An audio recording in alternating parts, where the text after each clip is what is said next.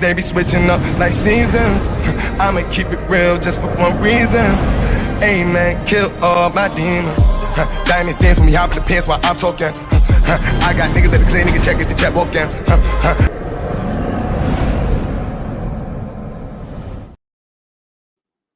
What up, though? It's the word. You see the title, we gonna talk about it. But first, do me a favor. Hit that like, and if you're new, hit that subscribe. It's free to you, but it mean the world to me. Liz, what's up, sis? Teron, what up, though, bro? What up, Teron? Realist, what's up? Marlene, what's up? Hey, Marlene, do me a favor. Hold on. I ain't even wake Nightbot up yet. I got something for you, Marlene. I think you gonna like this.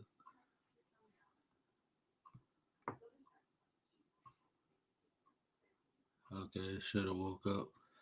But I put it in.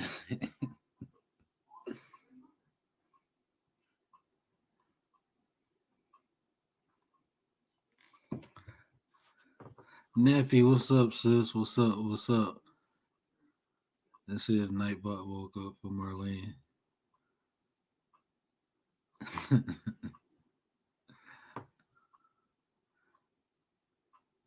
Did I get everybody to run? The Kents, what's up? What's up? Appreciate y'all coming through. Appreciate y'all coming through. But yeah, I want to talk about investing in yourself. And shout out to Marlene, Life with Marlene. If y'all not subbed to her, you need to be. Because she talk a lot about this on different levels, especially emotionally. You know, you have to invest in yourself. You have to put yourself first a lot of times and do what's best for you, because once you do that, you'll be a better version and you can help. You can actually help people. Sometimes we focus too much on other people's and things outside ourselves. And when we do that, we take away from ourselves. We got to remember to replenish ourselves. And that's on many different levels, not just the physical, not just the mental, not just the spiritual. You know, there's so many different levels you have to vet your time. It's very important. How are you utilizing your time? Is it being utilized in a way that's benefiting you? What are you focusing on? Or are you focusing on things to make your life better? Are you focusing on things that's distracting you from focusing on the things that will help you? A lot of times that happens, and it's easy to happen. We get distracted. We go through so much in life. We was just talking about mental health on Nate's channel. It's another way you have to invest into yourself.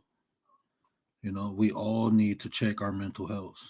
No matter if you strong and if you doing good right now, you should always be aware of what where you at. Understand the things that trigger you. We have to. That's another investment in ourselves. Some of us are working jobs that we know we can do better. We got to invest into ourselves, do better. Go get a certification, a license, or a degree. Again, what are you doing with your time? We had 24 hours in a day, and doing anything besides something that's beneficial towards you or your clan, ultimately, is wasting. You're wasting it. And this is something you ain't getting back.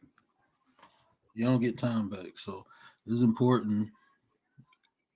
It's important to invest in ourselves. I'm sorry I missed the Nate, what's up, bro?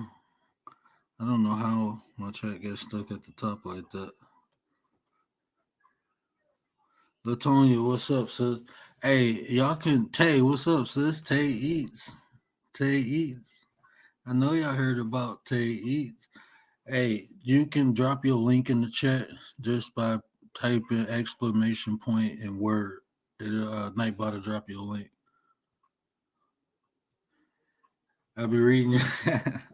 Hey, great minds think alike. Great minds think alike. And I always give credit. And like I said, Marlene you attract the things in your life that you need. You just have to be aware of it.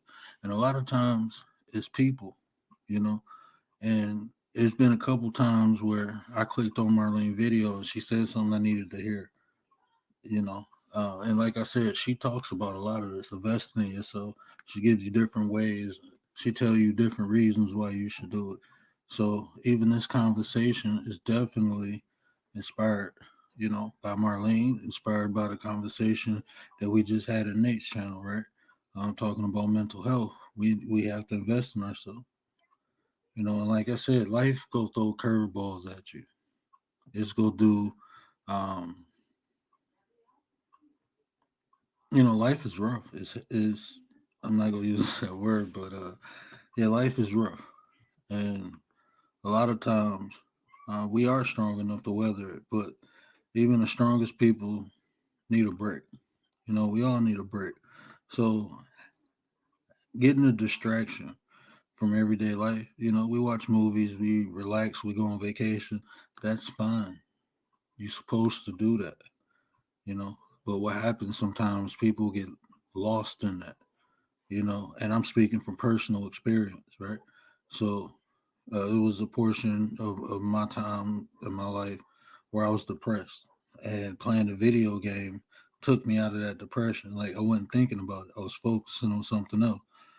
But then my wife was like, "You don't play the game that much. What's going on?" I'm like, "Nothing," because I felt fine, right? I felt fine because I'm playing the game.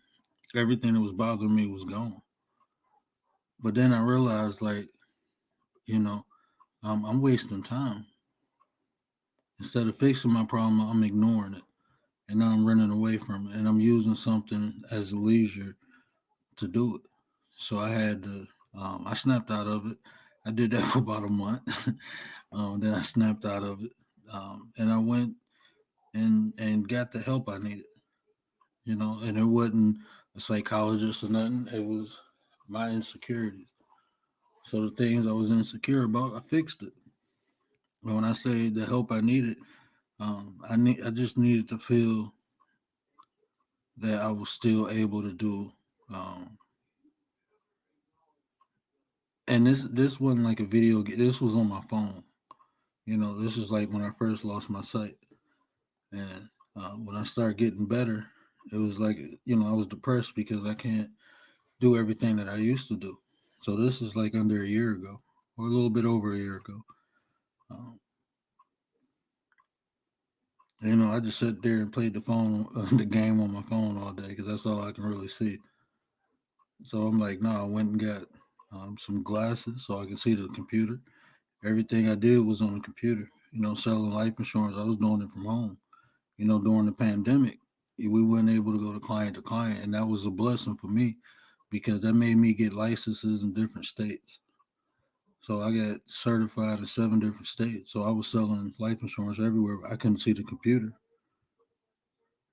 but I couldn't see it. So um, I couldn't work.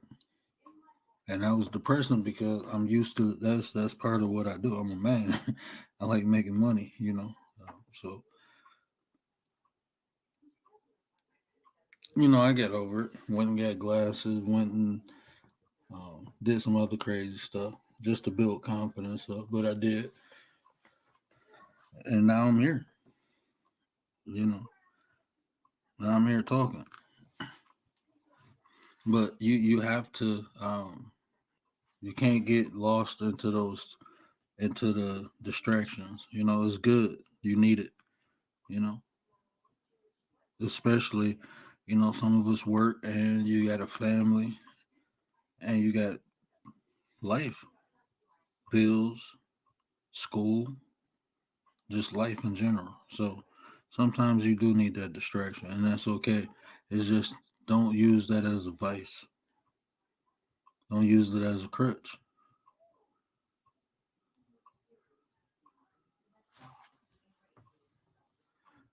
These complete strangers don't have nothing in common. They most likely can relate to mental health. Yeah, thing about mental health, nobody is exempt. Nobody is exempt. Mental health is one of those things that is really unescapable. On some level, you go experience. If it's not you personally, it's go be somebody close to you, or somebody close to you is go be affected by somebody else. Um, it's something that's almost unescapable.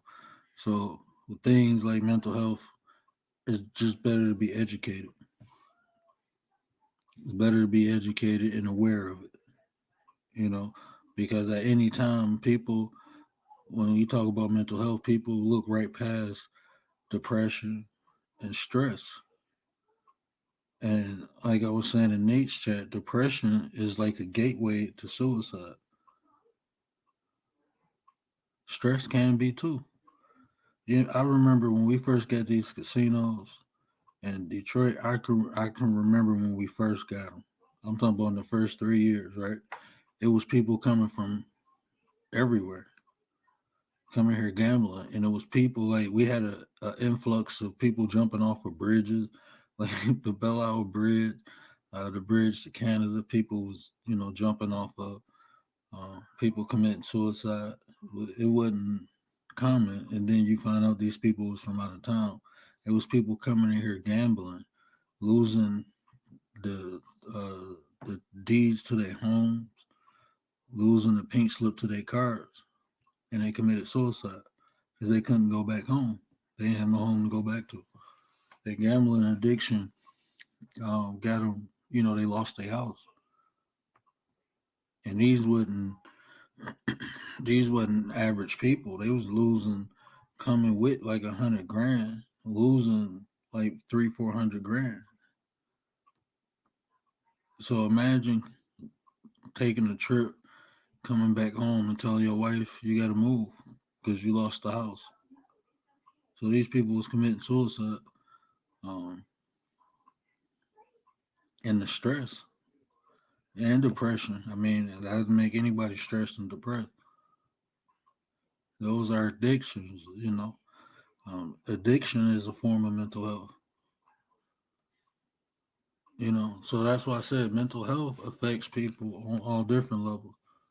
We think of the schizophrenia, we think of the bipolar, um, even the Alzheimer's, but it's even addiction is a form of mental health. No matter what the form of addiction is, it don't have to be gambling, it don't have to be drugs, it don't have to be alcohol. Some people are addicted to sex, people are addicted to porn,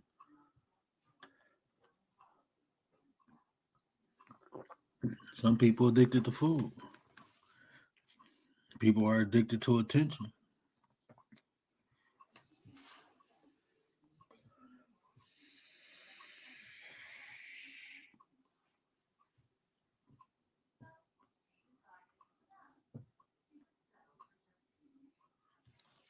And see, realist, that's the thing. That's the thing right there is we don't know what people been through in life, right?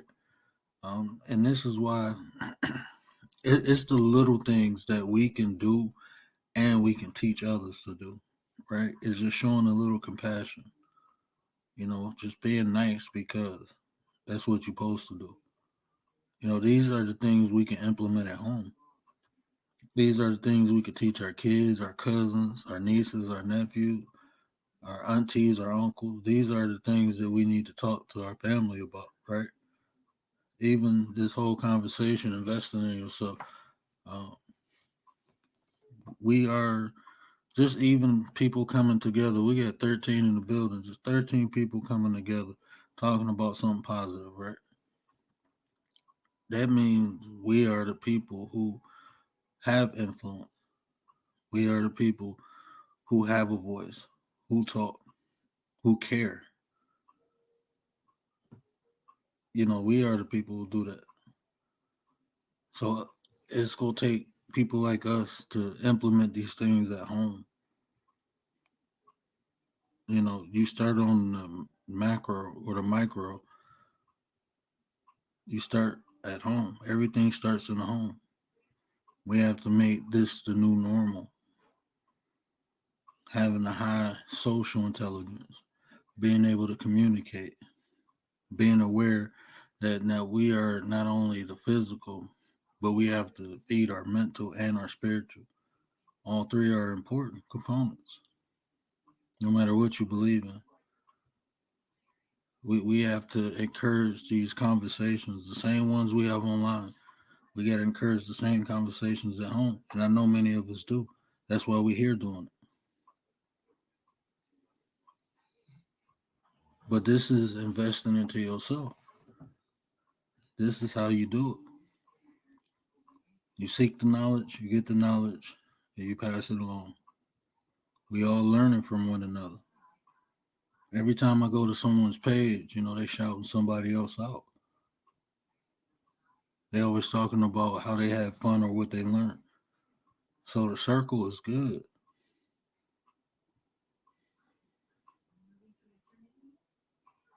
It's just what we focused on.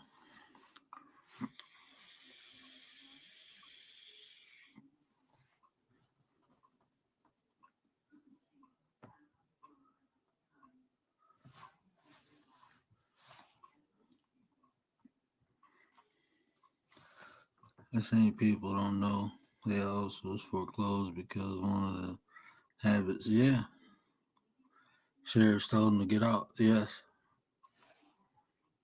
I remember I was renting a house, right? And one day the sheriff came and told us we had 10 days to get out, and I'm like, "What is you talking about? I literally just paid the rent like 2 days before this happened, right?" So I called the landlord. He come over like, "Oh yeah, I lost the house," and I'm like, "Why would you take my rent money and not tell me that?" He said, "Oh no, you still got to pay rent because it's still my house." And he literally pulled off. I'm not gonna tell you what I was about to do to that dude. I am not gonna tell you what I was about to do to that guy.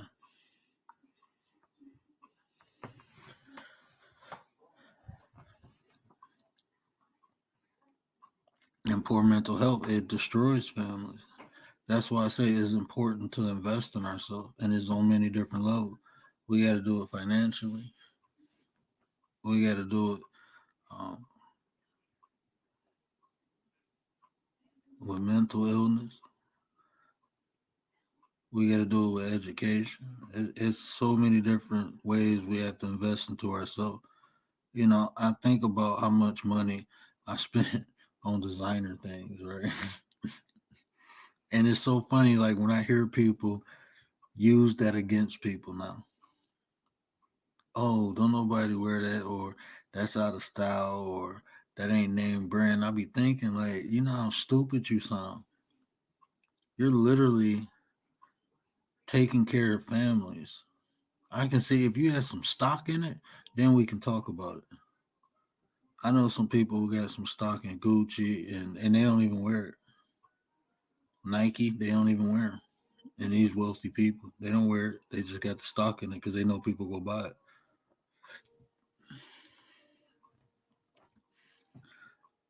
Now that right there, that's an investment into yourself.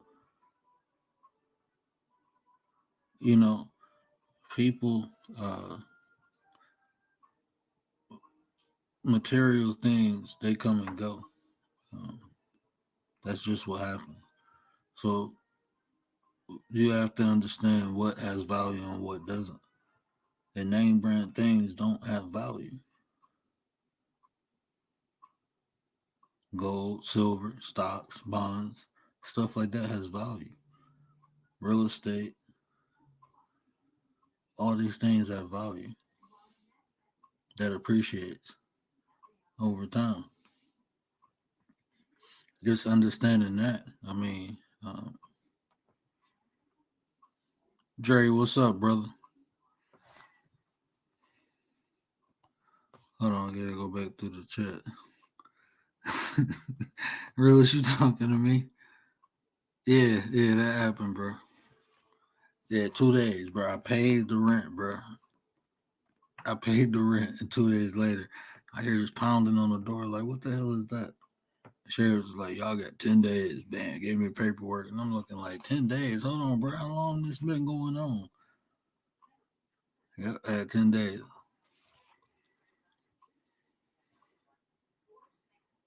sold the building, had 30 days to get out. And people, like I said, people don't care, bro. People do not care.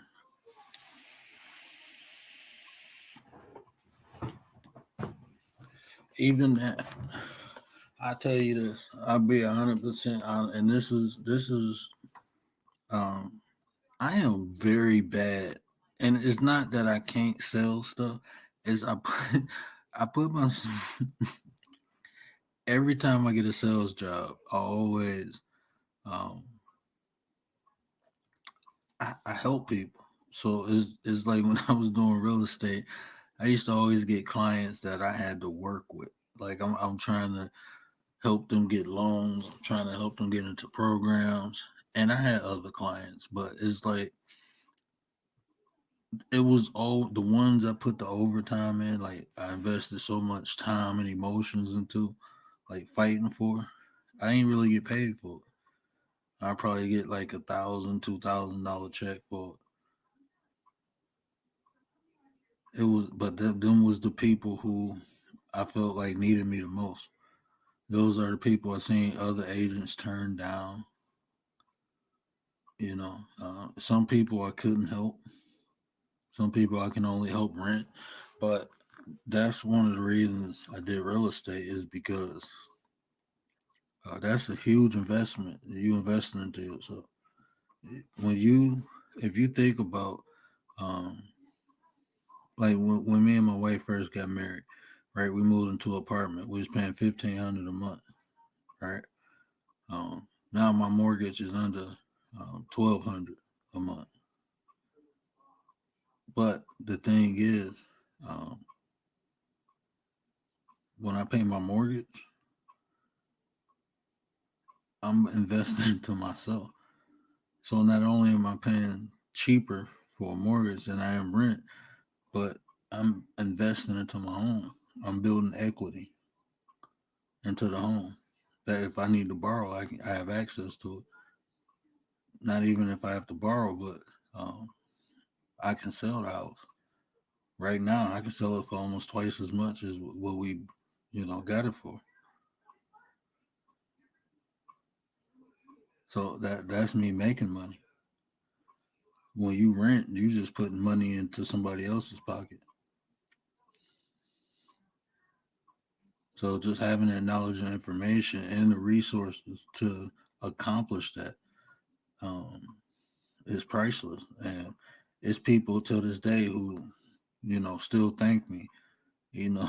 And one lady, I helped her buy a house, and then I taught her how to sell her house and buy another one by herself. I made like 6 grand off this lady helping her buy a house, and I only made 600 consulting her, teaching her how to do it. She done bought 2 houses. I done showed her how to flip one house, and she bought 2 houses with it. So now she renting the house and she living in the house. Her her rent, the house that she got out for rent, is paying her mortgage for the house she live in. So just having that game, that knowledge, and she young too. She'll be 25 next year. I helped her buy her first house when she was 21.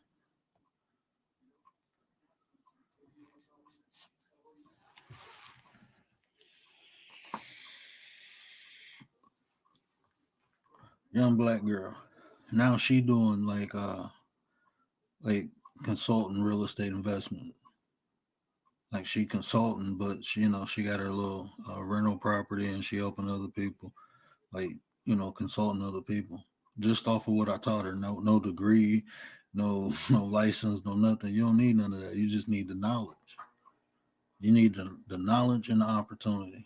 If you can get both of those things, um, you in, and that's almost with anything. A lot of things, yes, you do need a degree, but I'm telling you, it's something. If you got the knowledge and the opportunity, oh, you in.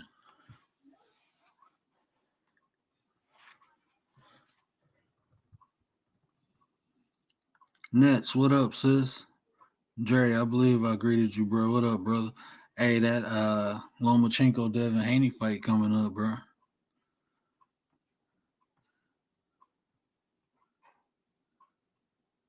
It's being selfish. Yeah, it's self. And I ain't gonna lie, man. It was a point of my. I think every. I don't know. I always was given as a kid, but when I moved to Detroit, it was different. I'm being honest. Like when I moved to the D, it was. I understand what surviving is. It's just different. You have to adapt. That's why I say I don't judge nobody coming that's in the street or coming out the street. I don't. I really don't judge them because I lived that life and I understand it.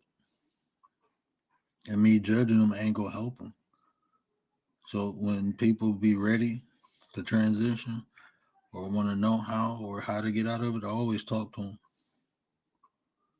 But other than that, I just don't. I don't get in their way because I understand it. Some people that's all they know. That's all they ever been exposed to, and that's all they know. That's literally life to some people. We only know what we exposed to, and that's another thing. That's why I always tell people: expose yourself to different things, different cultures, different ideas. Just expose yourself to it. I'm not saying you have to accept it, but I am telling you you should expose yourself because you never know until you know.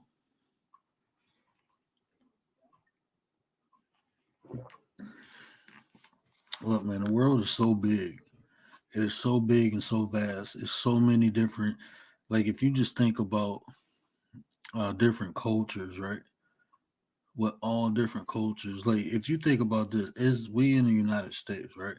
I'm in Michigan. I'm in Detroit. Nate is in New York. Those are two totally different worlds. We in the same country, miles away, couple hours. I can go through Canada and get into New York in what less than 6 hours, I believe. Probably less than that. I think it's less than that actually. I think it's less than 6 hours if I cut through Canada to get to New York. But it's two totally different worlds. You go down south, it's different from up north. You're in the same country. So imagine going outside the country into different culture. So we think we know what life is or what the world has to offer, and we don't unless we experienced it. Our experiences is predicated upon our experiences. That's it. Whatever you've been exposed to, that's what you know.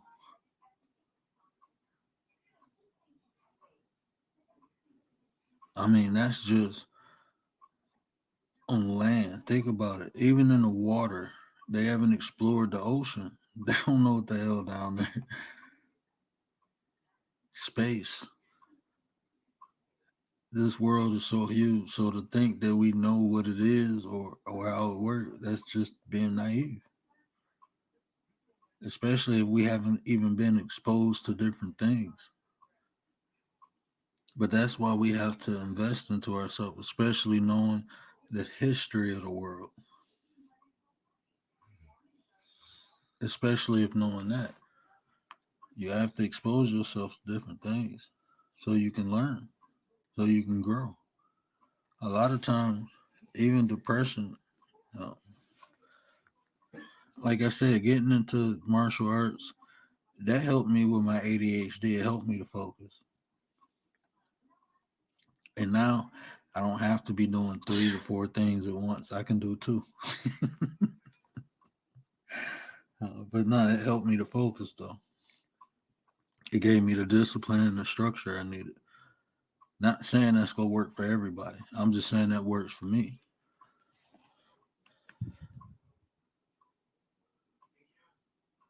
I was so stressed when that happened. It took me a while to find a place, and I had just got sick. Oh man,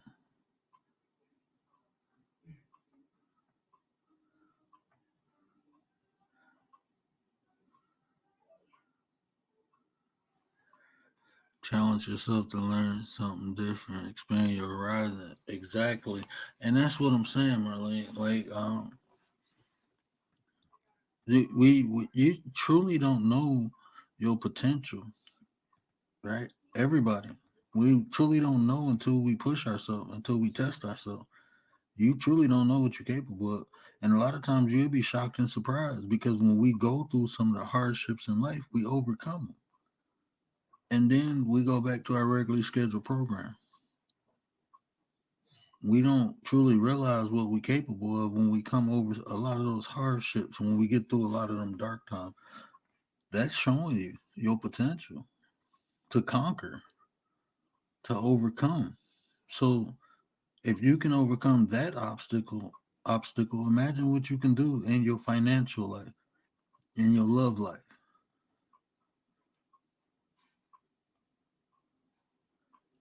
A victory is a victory. It's just how we celebrate it. Um, Even the small ones, those build confidence. Always take the small. When I plan to do something, I always look at the small victories too, and I allow those small victories to build me up. Because the higher you go up, the tougher to climb, right? But if you learn from every step, it won't be tough at the top. You done mastered the steps already. So always accept those small victories. Always accept them. And what I mean by that is pat yourself on the back, even for the small things. You don't need nobody else to do it. You do it yourself. Any small accomplishment you get, pat yourself on the back. Let the small victories add up to the big one. That's a cheat code, man. That helped me so much in life to build confidence in different areas, and it translates. It translates. Everything you do in life translate good and bad. This is why I say I never cheat. I never cheated on anything. Not a test in school, not on a girlfriend. I just don't cheat. I'm very aware of all the loopholes and gray lines and stuff like that. It just never benefited me. As you begin cheating in one area in your life, it'll translate over to other areas. Same thing with the positive things. You can build confidence in one area in your life, and you can translate that over to other areas.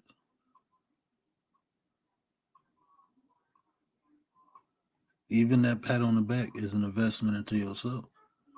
Don't wait for nobody to recognize anything that you do. You recognize it. You did it for you anyway. You recognize what you accomplished, and you build off of that.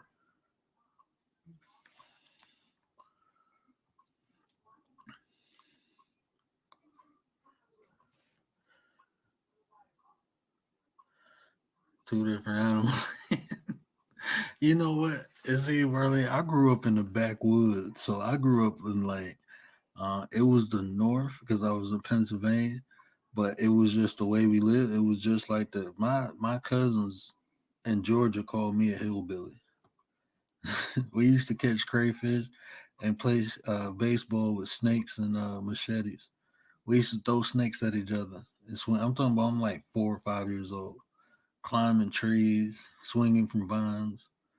Like I lived the hillbilly life growing up until I was 9. I was a black hillbilly. Yeah, you got to be aware of your surroundings and has different experience.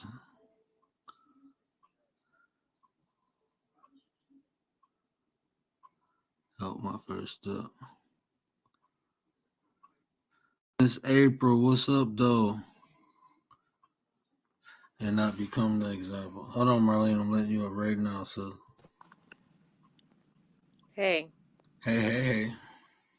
yeah, I just wanted to say, like, growing up in a big family, everybody handled their experiences different. Like, my brother, he would hold everything in. I had another brother where he fought through everything. Other sister, they they dealt with their stuff through, sexual relationships. Everybody cope with their problems in a different way, but we got to understand that some ways that we cope with stuff is not good. And I saw that from having a big family. Like, I don't want to do that and I don't want to do that, I'm not judging them, but I think at a certain point you got to recognize what's toxic, bad, behaviors that other people have. If you don't check it in yourself too, the same thing is going to happen to you. You're going to go down the same rabbit hole. So you can't just think, a lot of times, especially in our community, we always think that, be silent, don't talk about it. We hold everything in until somebody exploded and they say, oh, what happened to them? They were such a nice person, but you don't know what that person is covering up, all of the traumas that they've experienced trying to hold things together. And sometimes things just come apart at the seams, and there's nothing that you can do about it. Nothing wrong with getting some help. And I said I didn't want to be like a few people in my family pretending when I was strong and I knew that I was weak. So I had to make a decision for myself because I was such an angry person, always fighting and doing all kinds of stuff, fighting with everybody. And nobody was messing with me. I was just an angry person all the way from my childhood. And I had to make a decision when I got to be a certain age, like how long you gonna be angry and mad for what happened to you from traumas. So those traumas can spill over into your mental health. And that's fact. And I'm happy you said that too, because it made me think of like just men, like today's men. I don't think men tap into their emotions enough. And what I mean tap into it, like understand them. I hear so many men say men ain't supposed to be emotional, but guess what? We have emotion. So why not learn about them? And that way we can control them, because men bottle up so many things, and then we explode, and we wonder why. That's a mental health too, not being able to express yourself. Mhm. That's the only thing that I got from when I was growing up. We used to have family meetings where, like, you could say whatever you wanted to say, and it's like you wasn't going to get in trouble from saying what you wanted to say. But sometimes you just got to say, like, so and so's getting on my nerves. Like, when you do this, it really gets under my skin. You got to be free to be able to say what you want to say. And if something's getting on your nerves, maybe for you, it's something like that don't matter to you, but for another person that could bring them to their breaking point. And you got to respect the boundaries of other people. That's usually a big problem for most people, especially in a family. You think that you know what somebody's going through, but you have no idea.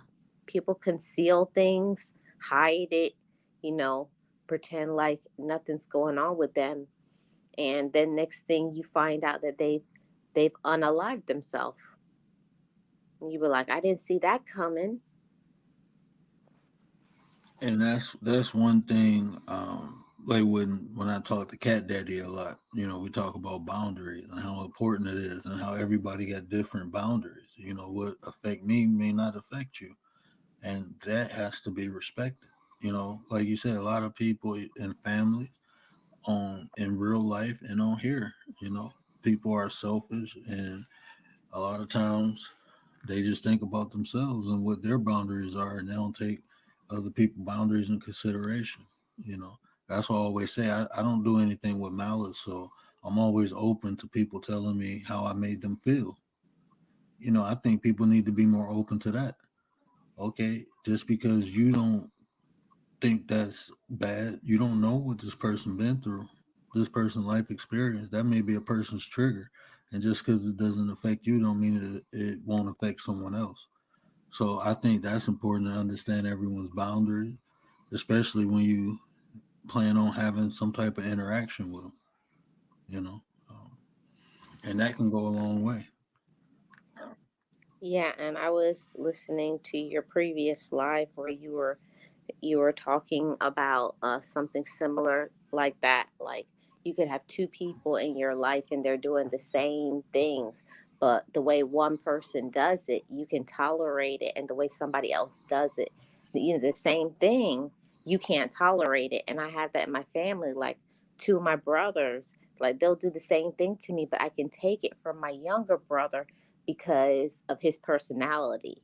But my other brother, I can't take it from him. Like we always butt heads because like when my brother who's young, we're close in age, when he does something, like he knows how to apologize and say, he's sorry and like be real about it. But my other brother, he always starts stuff, and then when you check him, it's like he don't want to be checked.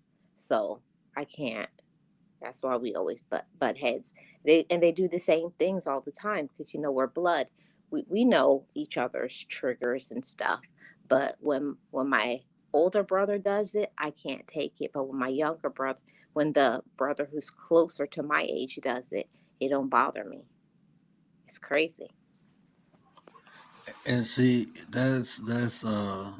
I thought that was weird, and I'm don't laugh, but it's just I always had this thing when like females touch my butt, it made me feel like they was trying to take my manhood away from me or something.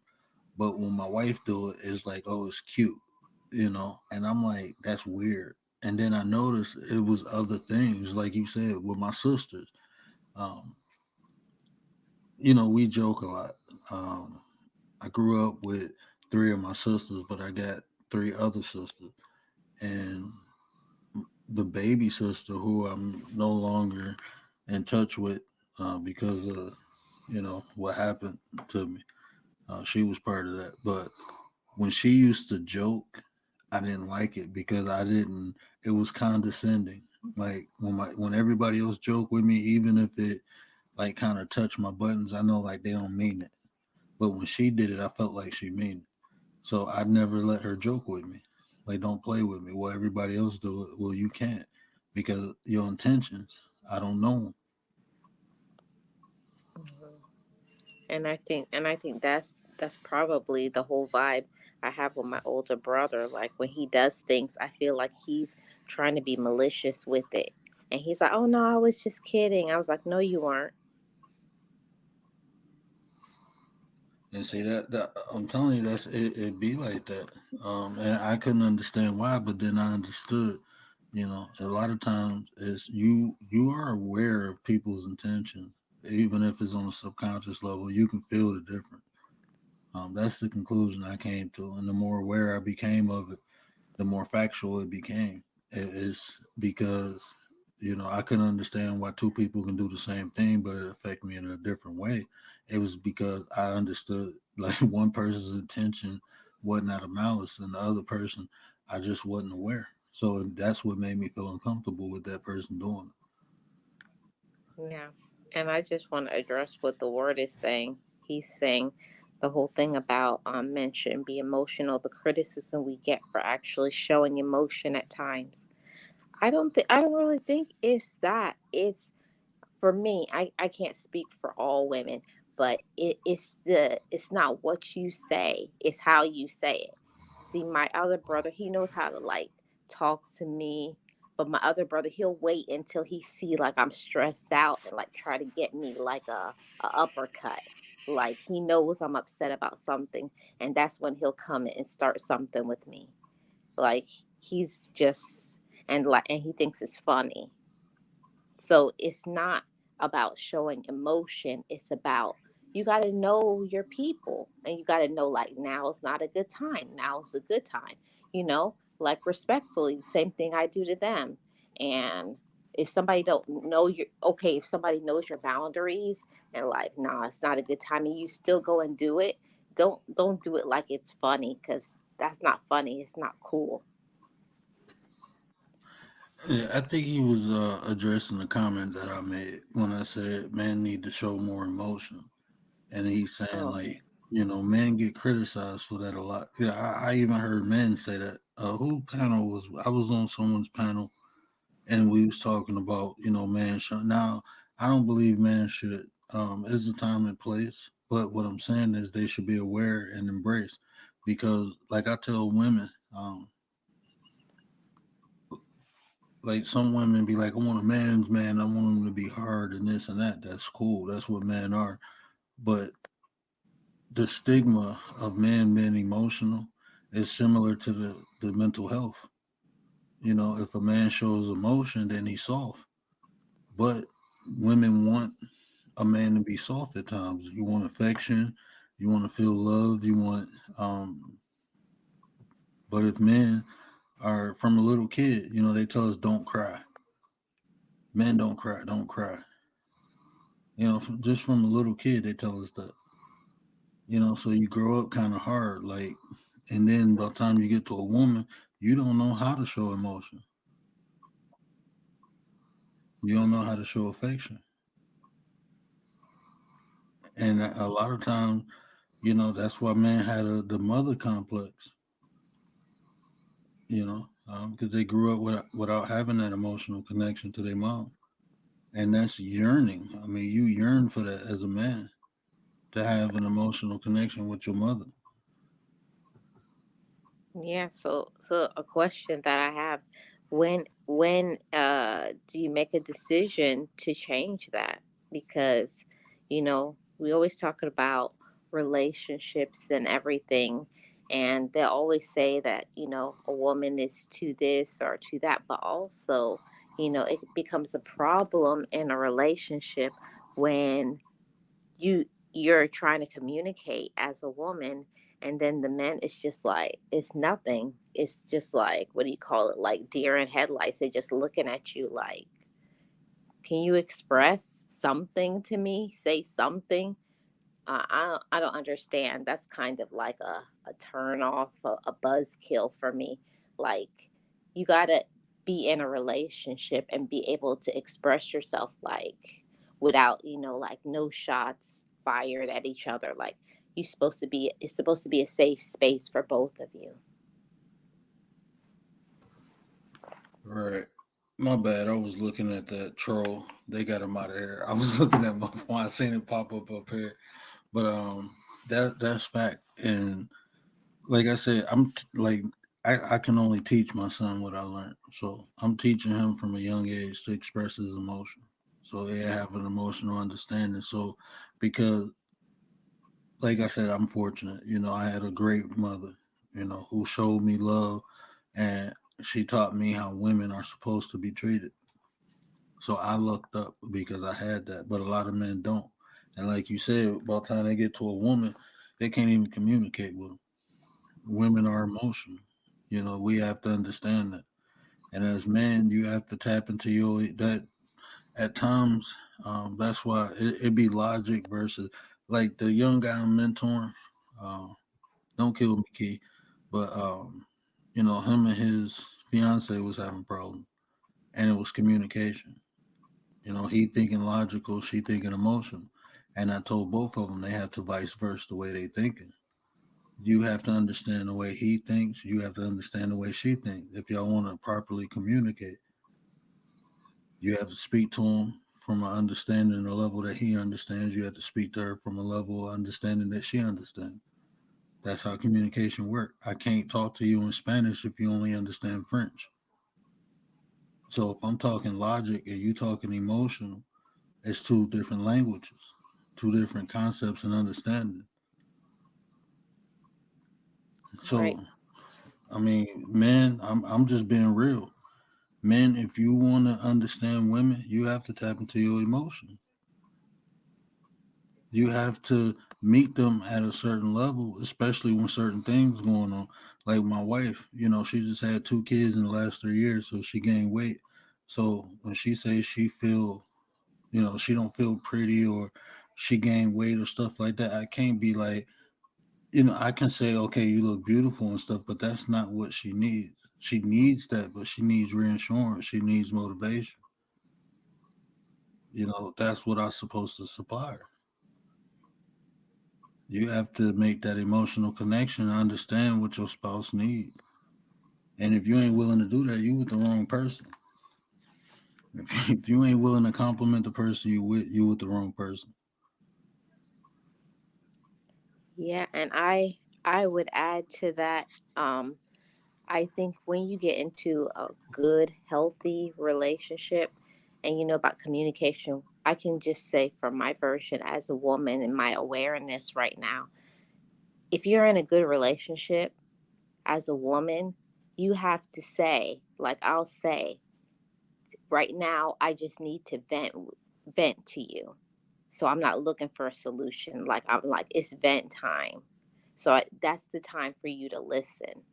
And then the other times is when you are looking for a solution. And I think a lot of times that gets lost in the sauce for most women. They just think that a man is supposed to read their mind.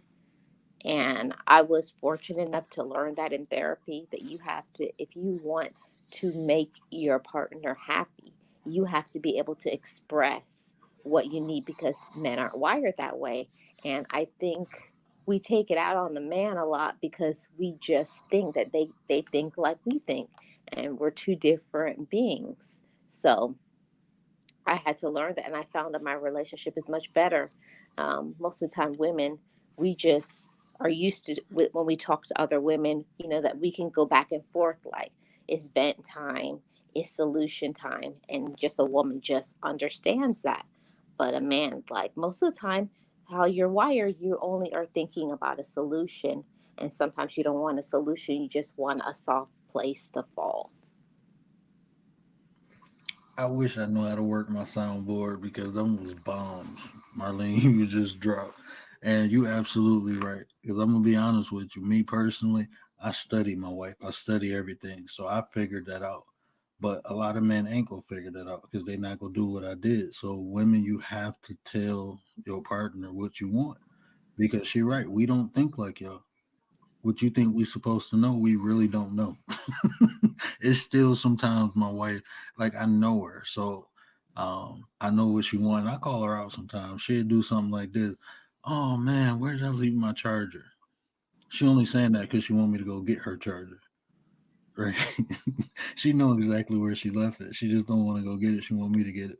Or she'll say something like, "We need to do." I'm like, "No, you mean I need to do." I know what you're talking about. So I know my wife, but so we can. I'm fine with that. I know her. I know how she functions, so um, I'm fine with it. But women, you have to tell men on all different levels what you want and how you want it. Like she said, sometimes you just need to vent. I know when my wife just want to get something off her chest versus when she's asking me for a solution. But a lot of men, like I said, a lot of men ain't go study and ain't go know, and it takes time. So you have to tell, and vice versa. Women, you have to listen when men tell you things too. Like, hey, I need to walk away, or I need this because, like I said, you might get with a man who just coming into learning his emotion. So when a man walk away, let him.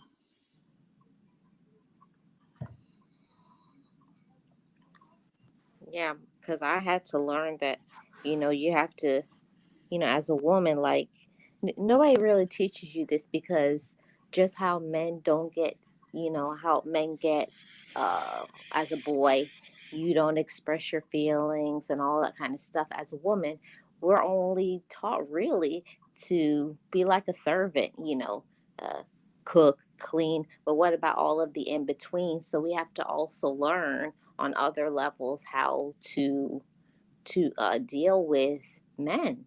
Not really taught that. You're taught about, caring for, nurturing, listening. But when it gets to the other levels, we're not taught that either. So it's a lot of work that has to happen on both sides, men and women maturing and having good communication. Just like, I don't know what you need. I don't know. And see, even this conversation, this is an investment for the people who listening. Because Marlene, you drop bombs as always. But you absolutely right. Somebody said in the chat, "Closed mouth don't get fed," nephew, and that's everybody. We have to. That's how we communicate. Like you were saying earlier, even with your family having discussions. You know, being able to get things off your chest, telling people what you don't like and what you do like. I will take it a step further. I tell my wife, like men think logically, right? So when women tell us what they don't like, just tell us why. Because men try to make sense of everything. That's I'm giving y'all some sauce right now, ladies. When you explain something to your man, explain to him why. Because men think logically. We have to make things have to make sense to us. And I know it sometimes may seem irrational, but I'm just telling you how it works. You'll have more success communicating with men, telling them what you want by telling them why it's important to you. Because if a man truly cares about you and you tell him something that is important to you, that's going to be a priority. We are providers and protectors. So if you get the right person, I'm telling you, if you explain to them why things are important to you, they will make it a priority. And I think that gets lost. I think that gets lost in translation because we're never really taught that, to explain why. We just think when we're with somebody long enough, they should know us and they should be able to read that. And then, we get upset because you don't know, because as a woman, you feel like you've been with me all this time and you don't know what I want or what I need. And I can get that now. You need more explanation. And I don't think most women get on that level to even think that way. I just assume that you must know. If you're with me, you must know by now. And but there's no conversation also to say, can you tell me why? Communication goes on both sides. If you're not seeing that she doesn't know why, I don't understand why you can't say, can you explain why to me? And that's fact too. And men, what she just said is fact. You need, and see, this is why I tell people you have to find the complementary piece to yourself. You just can't settle. You can't, because you have to have a willing partner. The person you with has to be willing to understand, to ask the proper questions, and to listen. Without that, I'm telling you, you with the wrong person. If you can't communicate with a person, that I don't. Somebody did that show. Was it Miss T? It might have been Miss T. What's more important, communication or sex? When it comes to people, and it's communication. Because if you can't communicate, then everything else eventually will fall apart. No matter how good you think it is, it's go fall apart. You have to be able to communicate, and when you communicate, everything becomes better. Yeah, and I will also add that communication for most women is body language. And Mm. I think that that's one thing that irritates me sometimes. Like if you're in a relationship, like you could see that, they're upset or whatever. My body language is telling you that, why can't you read that? And that's fact. Just growing up around women, I understand posture and everything. That's why my wife is like, she tell my mama every day, like, I am so happy you his mother. And my mama tell her, like, it's all the women he was around. I mean, it's just, that's what I was exposed to. I was exposed to a lot of women, so I seen a lot of different things. And I understood a lot of different things. So that's just where my understanding and knowledge come from. It's just being around women my whole life. Um, so that's how I know how to communicate, and I understand women. Like even a strong woman, I've been around strong women my whole life. I'm not intimidated. Some men get intimidated by a strong woman. You know, I understand why women. Some women are aggressive. I understand that. You've been put in survival mode. You don't have the man there to protect you. You got to protect yourself. So, what do any creature of a creator do when they have to survive? They get in defensive mode. So just understanding that, I always know how to approach and how to communicate with women who other people thought was overly aggressive. I always been fine with them. Yeah, and I always say it's okay, you know. I tell my girlfriends, my sisters, and other, other women, because I do women support groups too. Like, if you feel like you're not getting what you want, have you told them? Have you told him that? You know, and I don't know why it's a thing, but almost all women, we all do it. Like, we just expect, like, you don't know, and it's like our feelings are hurt that you don't know, and you're mad because you don't know. Mhm. It's a circle. Like, I'm upset because I'm mad already about something, and then I get more upset because you don't know I'm upset. And I think, I mean, I can't say for certain, but some people, you see men do it. Like I said, like I do it. So you will see that example, and that'll set a standard sometimes to some people. And it don't even have to be personally; it can be on TV. When people in general, we see stuff, and that's what our expectations become. And when we think how things are supposed to be, we ride with it. And a lot of times that's not reality. And like you said, if you're not taught something different, then that's all you really know. Or that's how you think. So once those standards are set, um, that's what people expect. So that's why it's always important to, especially when we know now that we're older that we don't know. It's important to relearn. I even did a video on that. We have to learn how to relearn. So this is one thing that people can take. And like I said, always share information that you can observe and try. So just try that. Men, when a woman says something is important to her, ask her why. And if she, just tell her, it helps me to understand better. There's nothing wrong with saying that. That's how we communicate. We have to tell one another how we function.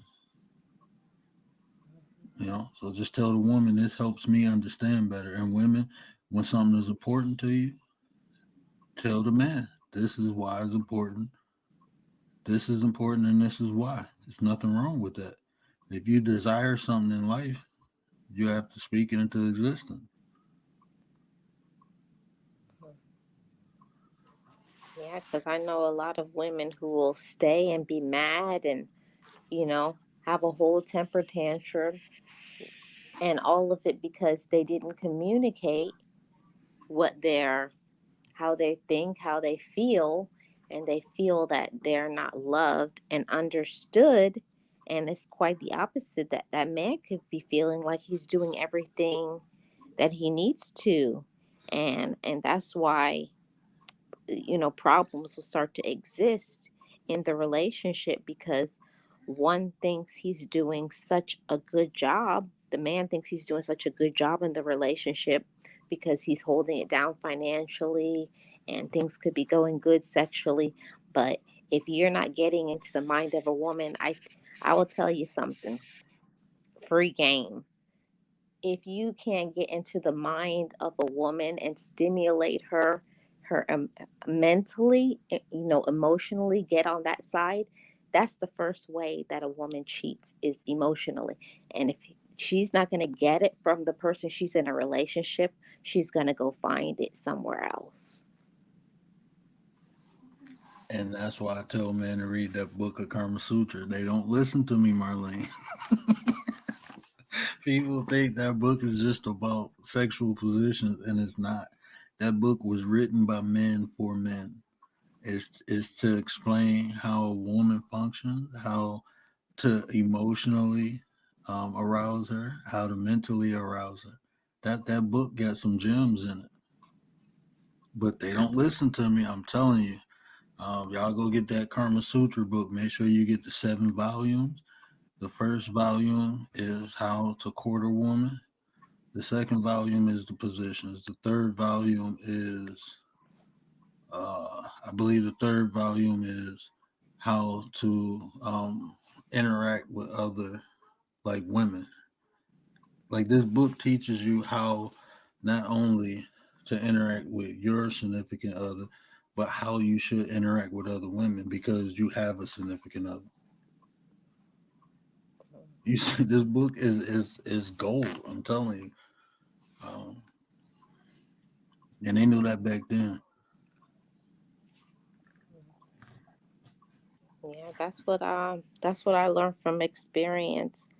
I saved myself and the future, whatever future guy, from a lot of, aggravation, instead of just assuming. And assumptions goes on both sides. The man thinks one thing, the woman thinks another, but neither is having the conversation and communicating with each other, because each thinks that everything is okay. So that's why on a certain level you got to say, is everything okay with us? Am I doing what I need to? Are you happy and satisfied in the relationship? And you could think it's good. And then when they open up and say, nah, it's not good, and then you need to fix it if you want to keep that relationship. And see, that's like me and my wife. We talk every 2 3 days. You know, just about how things going, what she need, what what makes her comfortable. She do vice versa. What do I need? What makes me comfortable? We've been doing that since we've been together. And I'm telling you, and that's just keeping that open line of communication, because so many things happen. You know, both her parents died. We had 2 kids. I lost my sight. So during all that madness, we became even closer.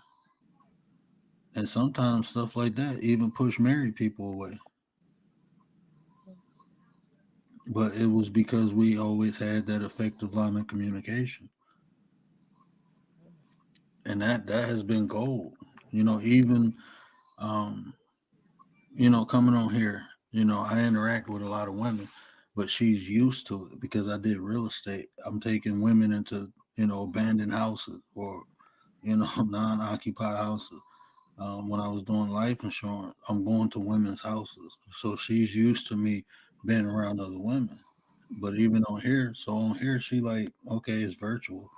You've been around women, without me, so it's nothing. But even before I got on here, we had that conversation. See, that's what I'm saying. Like people, is work, but is beneficial. You know, if you put the right work into your relationship, you will benefit, and you got to do it anyway. Yeah. See, at the end of the day, I think that's when you make a decision, if is this relationship worth saving?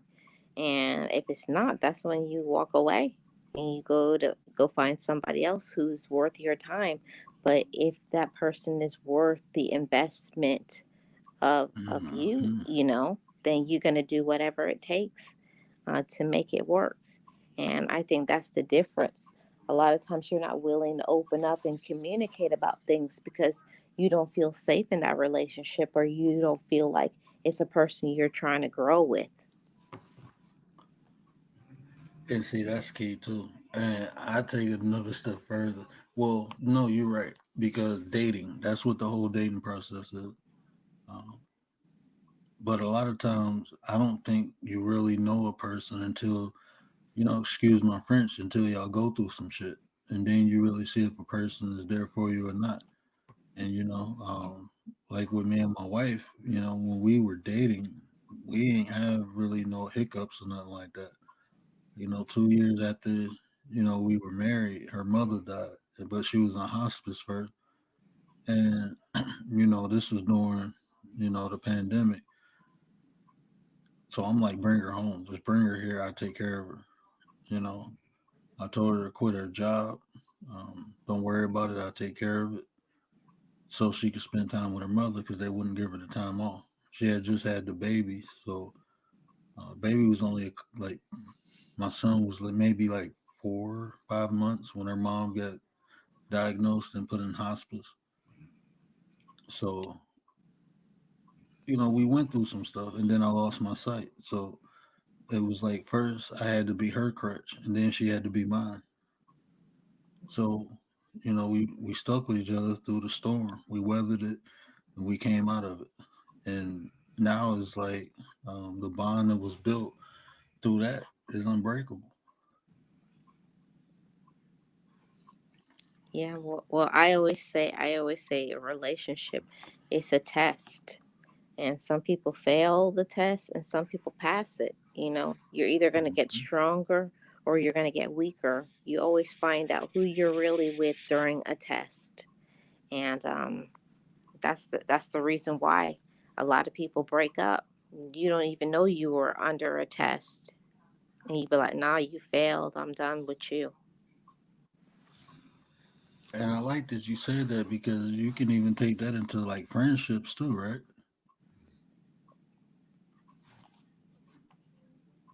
Like even in friendships, a person is down for you, and when that test comes, I got tested with a couple of my friends, and we still friends. There's a lot of other people I've been through stuff with.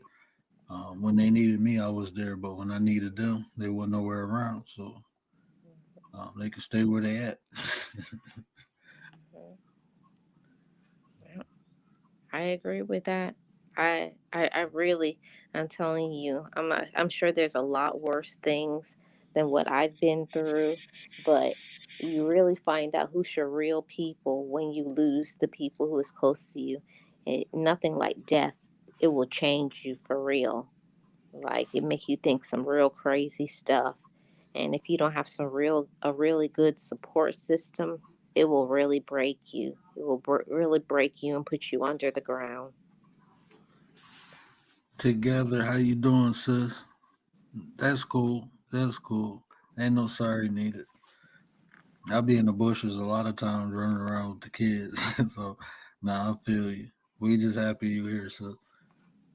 But that's all facts, Marlene. That's why. But like you even said, that's another investment you have to make in yourself. Knowing when to buckle down and weather the storm with people, or knowing when to get out of dodge. You know, because even your relationships with people are an investment in yourself. Why be why be in any type of relationship with someone where both parties ain't benefiting? Because it's always gonna be a time that one need more than the other. And if you can't depend on somebody, I don't think it's smart for them to be able to depend on you. Unless it's a situation where it's a family member that you have to take care of that you know can't do for themselves. I can understand that, but I'm talking about in a romantic relationship. I don't think that's smart. Um,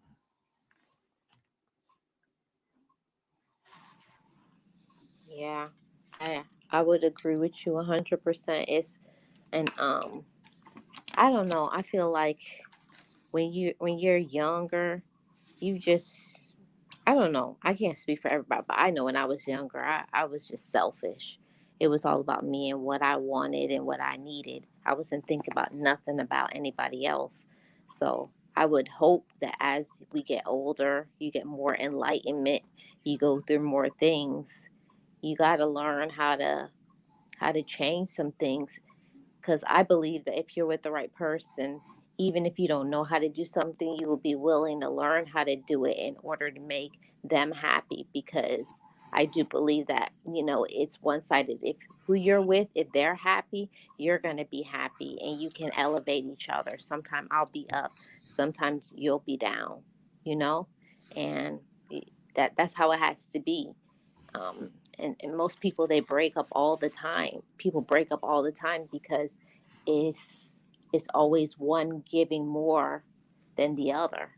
And I know that you have periods of time in relationships like one person may need something because of a certain situation, but when you're always burning both ends of the candle and nothing's coming back to you, you gotta know when to break away from that too. I had to learn that the hard way.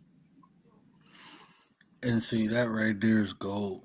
Um, I'm sitting there, if my camera was on, you'd be seeing me shaking my head like, yes, like you just dropping bombs. You dropping bombs. Because if you with the right person, you would do like my wife, like she motivates me so much to do so many different things and learn different things, um, no matter if I know how to do it or not. You know, like anything that I feel is a weakness of hers, I make it a strength of mine, and she do the same. You know, especially since I lost my eyesight. Like she learned, and she never wanted her CPL, but now she's going to get it because it'll make me feel comfortable. Because I'm not comfortable carrying a weapon. I use it if I have to, but I don't want to. I'm not hurting no innocent people, and with my eyesight, I can't see like I used to, so I no longer carry. Probably shouldn't have said that online, but she's going to get hers. You know, so just to make me feel more comfortable. So, and I'm a trainer, so I mean, you will do things to make your significant other's life better if you're with the right person. That's an investment. Yeah, I say that all the time. I hear people say, "Oh, I'm not going to change or do anything for nobody in a relationship." And my response is always, "Then you haven't had the found the right person, because for the right person, you'd be willing to do things to make them happy." And then it's a mirror effect, because if they're happy, you're going to be happy too. That's what I be trying to explain to men. The whole saying of happy wife, happy life. But what you just said is perfect. It's a mirror effect. If my wife is happy, she's going to make me happy. I'm not worried about it. That's why my life is happy because hers is. That's what the whole meaning means. You know, men think because they left out of it, they ain't supposed to get nothing. No, like if you make a woman happy, any man knows if he select the right woman and he keeps her happy, his life will be blissful. Mine is. That saying is for men. It's by men for men. It's telling men like, look, you keep the wife happy, you'll have a happy life.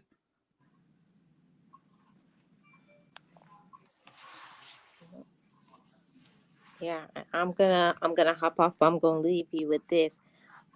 Why is it that um, most women have a hard time respecting men?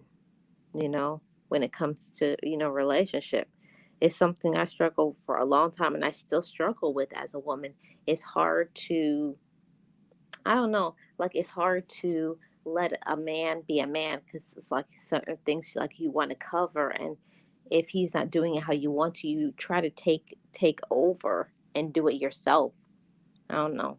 It's hard. I think when you've been used to doing everything for yourself for so long, when you finally do get into a relationship, it's hard to start to relinquish it. And I know that that's part of respecting who you're with, but that's hard as a woman. That if a man is not taking the lead and being a strong man and manifesting and doing things to cover and protect you, like I can't let you lead until you show me that I can trust you. That's all I'm gonna say. I'm gonna hop off. I appreciate you, sis. You know you always warm up here. Realist, you a nut, bro. That's why, hey man, Realist is my ninja, man. I'm telling you, bro. This is my ninja. I don't care what nobody say. You can't tell me nothing about the realest one, man. But sis hopped down. But I want to say, yes, that's facts. And if I can add to what you said, I feel you know a lot of times women have been through so much, and when they younger and they depended on a man and they work out, that's what makes a lot of women independent. And once you become independent and you're used to taking care of yourself, it's kind of hard to relinquish that because you're doing it and it's working. And to rely on someone else and it not work, why do it? You know that old saying, I can do bad all by myself. I can do good by myself too.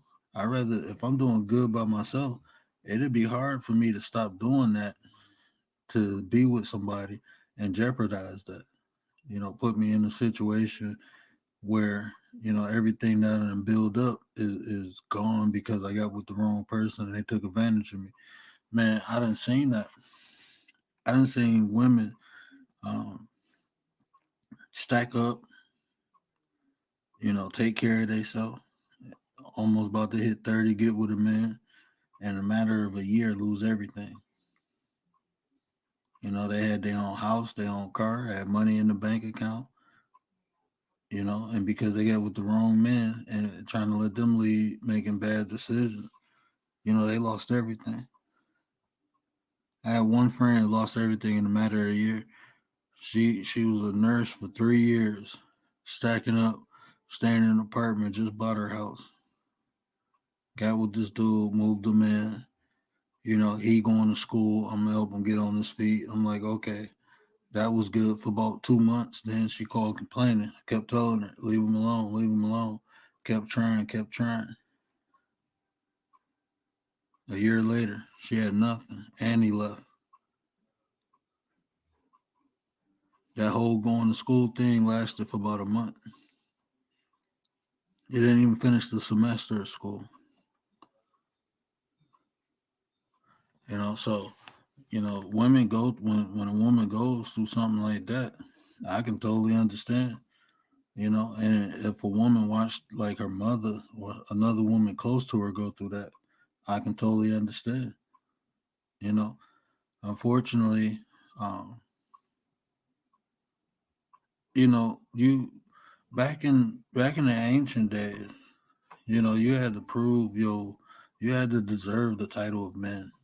So it was things you had to do, um, a crucible almost.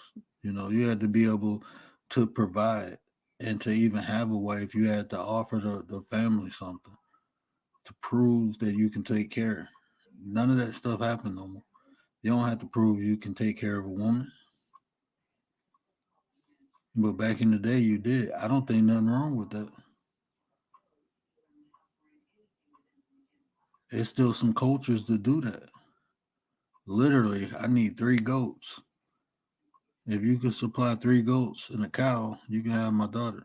If you can't, then holla.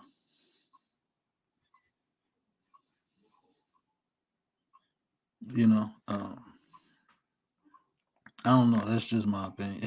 Like I said, I don't think there's nothing wrong with. And that's what I think, and I think that's the earnest is on the women, right? Before you decide, make a man prove. Like, see, is he willing? Just like Marlene just said, people, if someone is with you, that they willing to elevate themselves to be with you.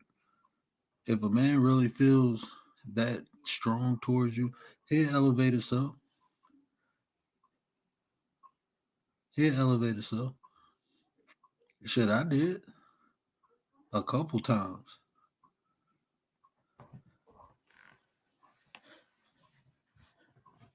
And honestly, if you got a man who not willing to make himself better for y'all, not just for you, but for himself, then you need to reevaluate your choice in men. You need to you need to see if that's even a man, because there's a lot of grown males out here. Just because you of age don't make you a man, and vice versa, it don't make you a woman. Everything I'm saying for the man, you better make sure that's a good woman too. It's nothing wrong with being selective. There's nothing wrong for having standards. Ain't nothing wrong with that. A lot of us have built ourselves up. So why would we downgrade? What's the purpose of lowering our vibration so someone else can match it? Nah, if you want me, you got to come up here. What am I go down there for? It don't make sense. I mean, I understand. You know what love will do? Love is an action. If someone loves you, why wouldn't they want to provide a better life for you? At least try. And a lot of times when you try, you end up doing. Well, that's how it worked for me anyway. When I try, I do. It's just I do it. I make it happen.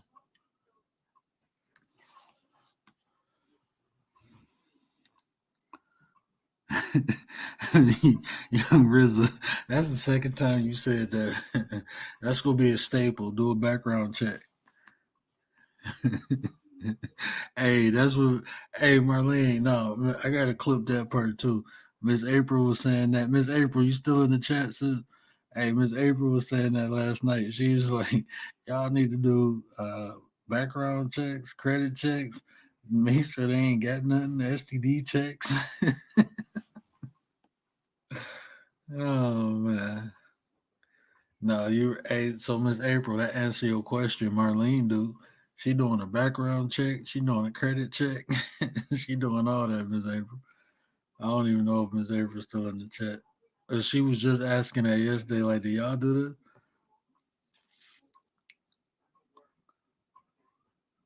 What'd you say? I can never find myself to take from someone I claim. Yeah, I can't do that neither. But man, I want you to hold them down, and then when you do, man, we'll say. Now, see, Tay, that's where you mistaken that, sis. Them are not men. Unfortunately, you had a grown boy. 'Cause ain't no man go say that. Ain't no man go say that. Ain't no man go. I'm not taking. I don't even look. When I first met my wife, I wish she wasn't asleep. You can ask her. She used to get mad because I pay for every date, and I tell her like we can't go out. Why not? Because I'm broke. Why I pay for it? No, you won't. We'll just wait till I get paid. She used to get mad at that. Oh well, you'll get over it. And that's what I used to tell her. Well, I got the money, so what? That was just me though. I'm not taking from no female.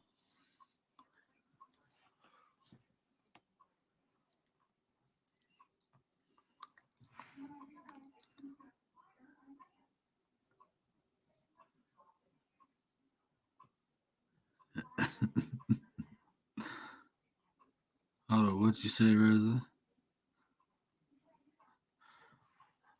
Oh yeah, something like that. I remember you saying.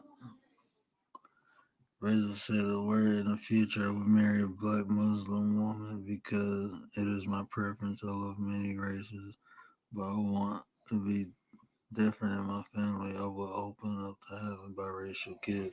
You just want some chocolate, bro. That's all you want. Ain't nothing wrong with that, Reza. Everybody like chocolate.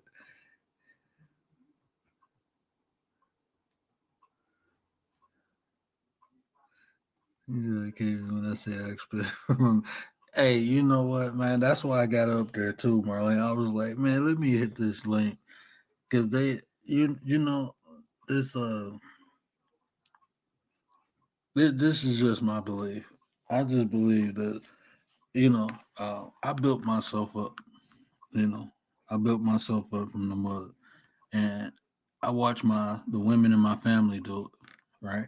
And you don't accept nothing. You take what's yours. That's just how we was raised. So we don't accept things. Whatever we deserve, that's what we deserve, and that's what we go get. That's just the mentality of my family. That's just how we are. Everybody. So that's what we do. I'm not accepting nothing less than what I am. And some people don't get that. Some people, like I said, when they can't meet your standards, they want you to lower them so they can feel better about themselves. That's not what life is about. That's where you at in life. Not nothing against nobody, but shit. If I like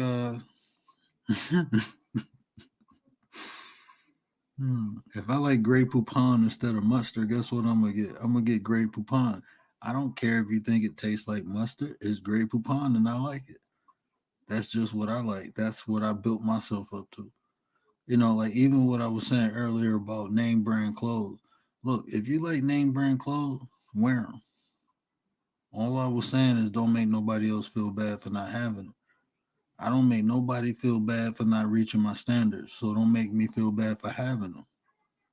If you can't meet my standard, I don't think you below me. I don't think nothing negative about you. But don't make me feel bad because I have high standards, because I expect different. That's just how it is. You know, um, that's just how it is. I was on TikTok and the girl was crying because she got a loan. But oh, I think I seen that. I think I seen that. Oh no, you cool, RZA. I don't care if you repeat yourself. Nah, you cool, RZA. I don't care if you. That don't bother me, bro.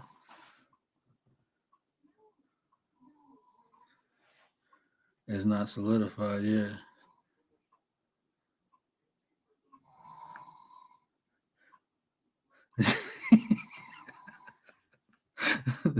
Hey, you right. Too many social media rich folk, but in reality they broke. Hey, together. That's why. Hey, that's why. I tell people I ain't rich. I'm comfortable, but I'm not rich. I need a new roof. You know, I got to get a new roof on my garage and my house. I'm still remodeling the house. I got to do the whole basement. Um, I still got what is it from the 1980s wooden paneling on the wall. I gotta, it's things, it's upgrades. I got my wife. She drive a Arcadia, and before that, before I lost my eyesight, I had an Impala SS. Uh, but I mean, I'm not rich. I'm okay. I don't need for nothing. I don't want for nothing. And if I do, I have people around me who can supply it. So even then, I'm okay. I'm blessed. That's what I always tell people. But I'm not rich at all. Um, but yeah, people come on here and pretend and act, you know, and that's not cool. That's not cool. But when they do, they usually get exposed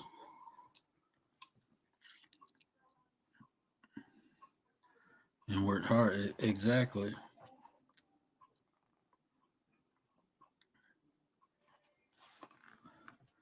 You nothing wrong with it, but you ever seen a situation where the mindset of I want this and only this came back and actually bit a person and they got left to be single and miserable because of it?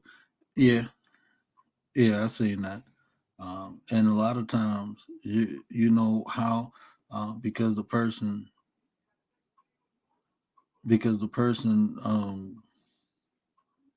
like some people want things and they want things that they can't have, or they want things that they um, like this. I can't want an Instagram model working at Burger King, right?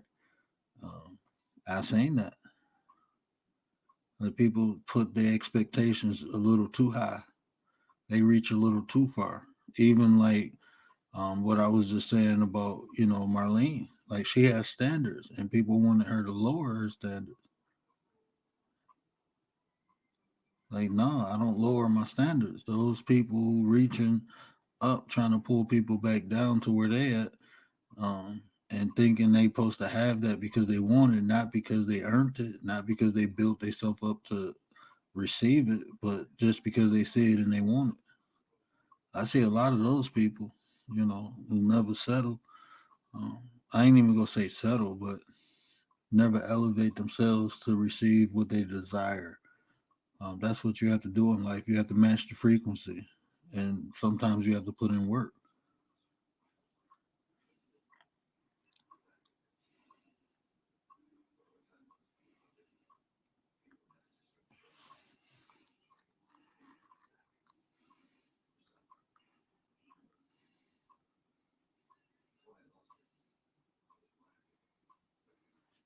And see, even now, think about that, realist, right? He hit the lottery, right?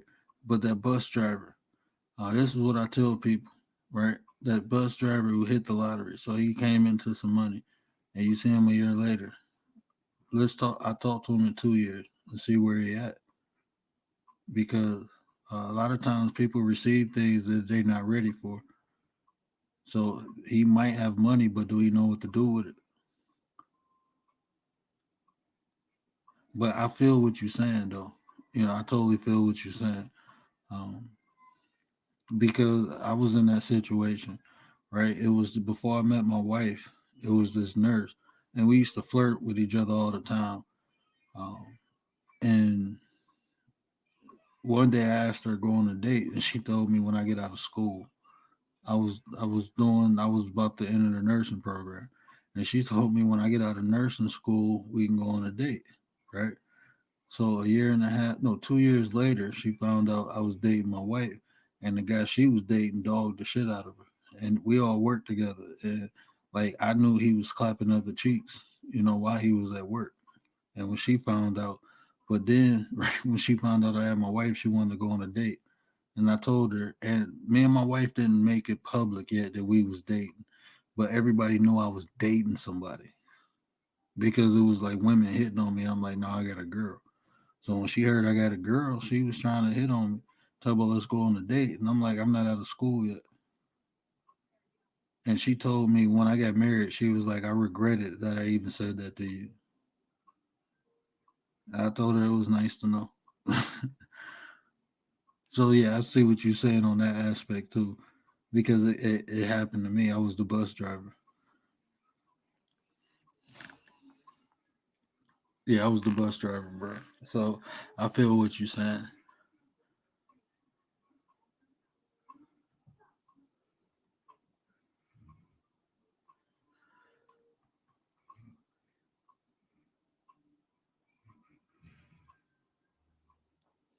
Yeah.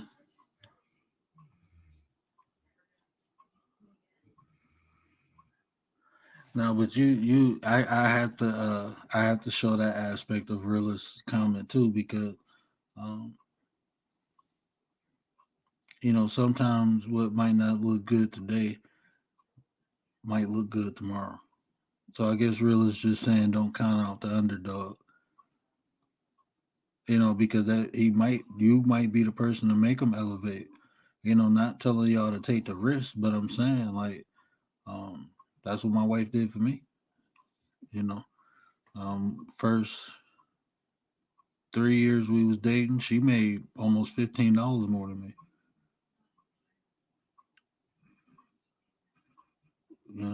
She was making more money than me, and at the time she could have. It was my counterpart is up here. Tay about to get me. What's up, y'all? What up, dog? Tay eats. Tay eats. I know y'all heard about Tay eats. I had to do your intro. Ah, speaking on your topic, invest, right? Hmm. Everything you saying pretty much goes along with the topic, right? So you got to invest in yourself. So that means invest in your relationship as well, because your partner is like the most important decision, one of the most important decisions that you're going to have to make. So it needs to be a good investment, right? That's all Because a facts. good wife or a good husband can ruin you or destroy you. Definitely can make you or break you. Hmm. So I think when when somebody don't want to date a certain type of person, I don't feel like anyone should be mad. Because we live in a world where it's billions of people. Like there is somebody out there for everybody. You know, so I just think that the ones that get mad, like the girl that says she don't want to date a bus driver. The ones that get mad is probably the ones that's, making the same amount or maybe can't afford her. Yeah, because when I heard that, I just thought like she don't like bus drivers. I didn't think it was a big deal. Like I see how people. I know. I say I can totally understand how, but like you said, in all actuality, that's like somebody saying like me. I like thick women. Like my wife thick. I don't. I mean, I wasn't attracted to like skinny women. Nothing against skinny women. I know a lot of beautiful skinny women. I wanted meat. I like meat. So that's what I want. So I don't Mhm. see nothing wrong with that. But that's how the society is. Everything and everybody want to be accepted. You know, Mhm. you know the show I'm probably gonna do it tomorrow, but the show I was about to do, I kind of calmed down. Um, but this whole thing about birthing people, like what, like women? What you mean Huh? birthing people? Yeah, it's this new. They trying to change the name to take For women out. mothers.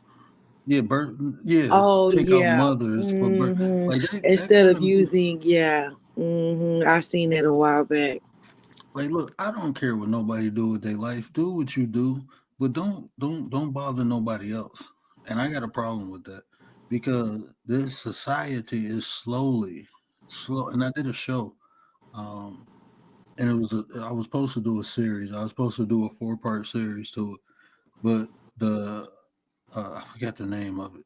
How I worded it, but basically I was showing how they were taking the significance of women away and how they sexualize women they from over sexualizing women by even doing that you have men looking at women as sex objects only, right? So we take the significance of the woman away by making them sex objects. And now that the LBGTQ is coming along, now they trying to take away the fact that women can bear children. They doing this out of artificial insemination. It's so many different angles they trying to take the significance of women away. And when I seen that, it kind of ticked me off, and I was like, I'm gonna go ham, but I calmed down. I smoked a joint. No, I agree. I seen that. I can't remember. I think it was a guy that had, or a girl that was a guy that had a baby, and they wanted to be called what you were saying, that statement. And I was like, you know what? They need to stop. They already going too far with this. And no, yeah, no offense to, the gay community, but it's like they just be doing too much. And, Yeah, yeah, Jorge, what up, bro? I know how you say that, or yeah. George, or yeah, my bad, George bro. in English or Jorge in Spanish. Yeah, okay. So I know I ain't got my Spanish all down, but what up, though? Appreciate you coming through. But that's definitely that's a trip. It's like, look, you can call yourself whatever you want. Just leave everybody else alone. Why you gotta change laws and rules?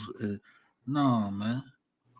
No, I ain't going for that. I'm straight. So I'm They're officially go doing off too on that. much. They're literally trying to wipe the woman off the planet. Like, Yes. y'all doing too much. Y'all reaching. Like, you already have taken, this is already a patriarchal system. Why do you need to constantly, do you see a lot of women that's trying to get into men's sports? Mm-mm. No. Why is it that men are always trying to dominate the woman? They're always trying to enter into our sector. Like, I just don't understand it. I'm gonna be honest with you. I'm gonna be 100% honest with you because they can't survive being a man. They don't live up to being a man. They don't. Right. A lot of those men, they ain't going out changing brakes. They ain't doing No, shit like they ain't going out hunting. They ain't doing none of that stuff. no, They at because if they home knitting smart, and quilting. that's why men are becoming like women, because they're noticing that you kind of get like an easier, somewhat type of life if you act like a woman, and there's perks to being a woman. They soft. I'm sorry. It's not easy being a man. I'm telling you, it's not. It's a hell of a balance you gotta have. It's not easy. I have to know how to be soft around my family, my kids, and I have to know how to show my teeth around the rest of the world. So it's not easy, but it's worth it, and is a sense of pride. You get um, like even like I said, most all men should learn some form of defense. They should take boxing, Muay Thai, something to learn how to defend your family. That should be a must. You should know how to change brakes. You should know how to do manly shit. They don't do that no more. They dancing and shit. I know how to dance, but that Mm, ain't. I did that for a hobby. I didn't make a career out of it. I was Mhm. doing man shit. They sitting in the car while you pumping gas.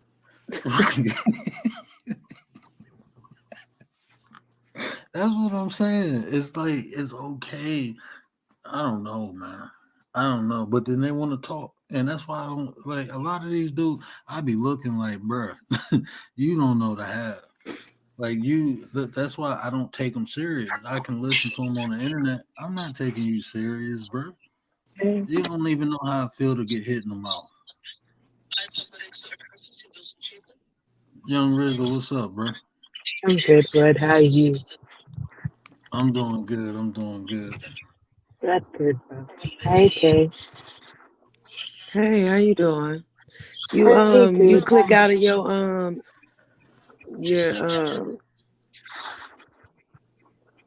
I can't even think of what I want to say because it's echoing. YouTube.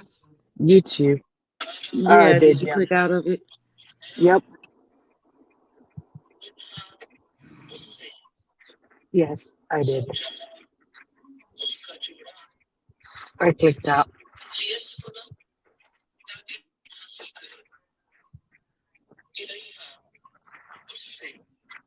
I ain't gonna lie, realize I can dance my ass off, but I ain't doing no ballerina shit, bro. Like I said, it just I'm in Detroit, so I'm in Motown. So that was like a big thing growing up was dancing. So we all learned how to dance, and I was just good at it. But bro, I ain't about to. Nah, I ain't doing all that. I dance with the family and have fun, dance at my wedding and stuff like that. But I'm not about to make no career out of it and spend my. Nah, I got it in the martial arts. I was choking people and stuff like that. I wanted to learn how to defend my family with my hands. I don't need a gun. I mean, the only martial art I've ever taken, though, two martial arts. I've taken Taekwondo one time when I was 12 years old, and I took kickboxing when I was a teenager. You got something playing in the background? It's like a mad Yeah. echo or something in the Oh, back. okay, I'll just drop down and then come back afterwards, alright? All right. Yeah, bro. You see, that's what I'm saying. It's a part of life, you know. But what I'm saying is like these dudes now, they'd rather be dancing than learning how to, like I said, change Be a bricks. man. You know, doing carpentry. I know how to work on a house or a car, and that's just something I learned growing up. You know that I continuously did because it was stuff that needed to be fixed around the house, and it was stuff that needed to be fixed on the car. And I was blessed because my stepfather was a master mechanic and a master carpenter, so I had a great teacher, even though he was an asshole. Um, so I learned how to do all those things. Wow. But everyone has an opportunity to pick up a hammer. Read, I mean, YouTube now can teach you how to change your brakes. You know, so you can teach. I mean, a man will learn how to be a man, even if it's on his own. It's just natural. It's just his nature. But people too. I mean, I don't know. Them tight pants, them purses. Like it's too much going on.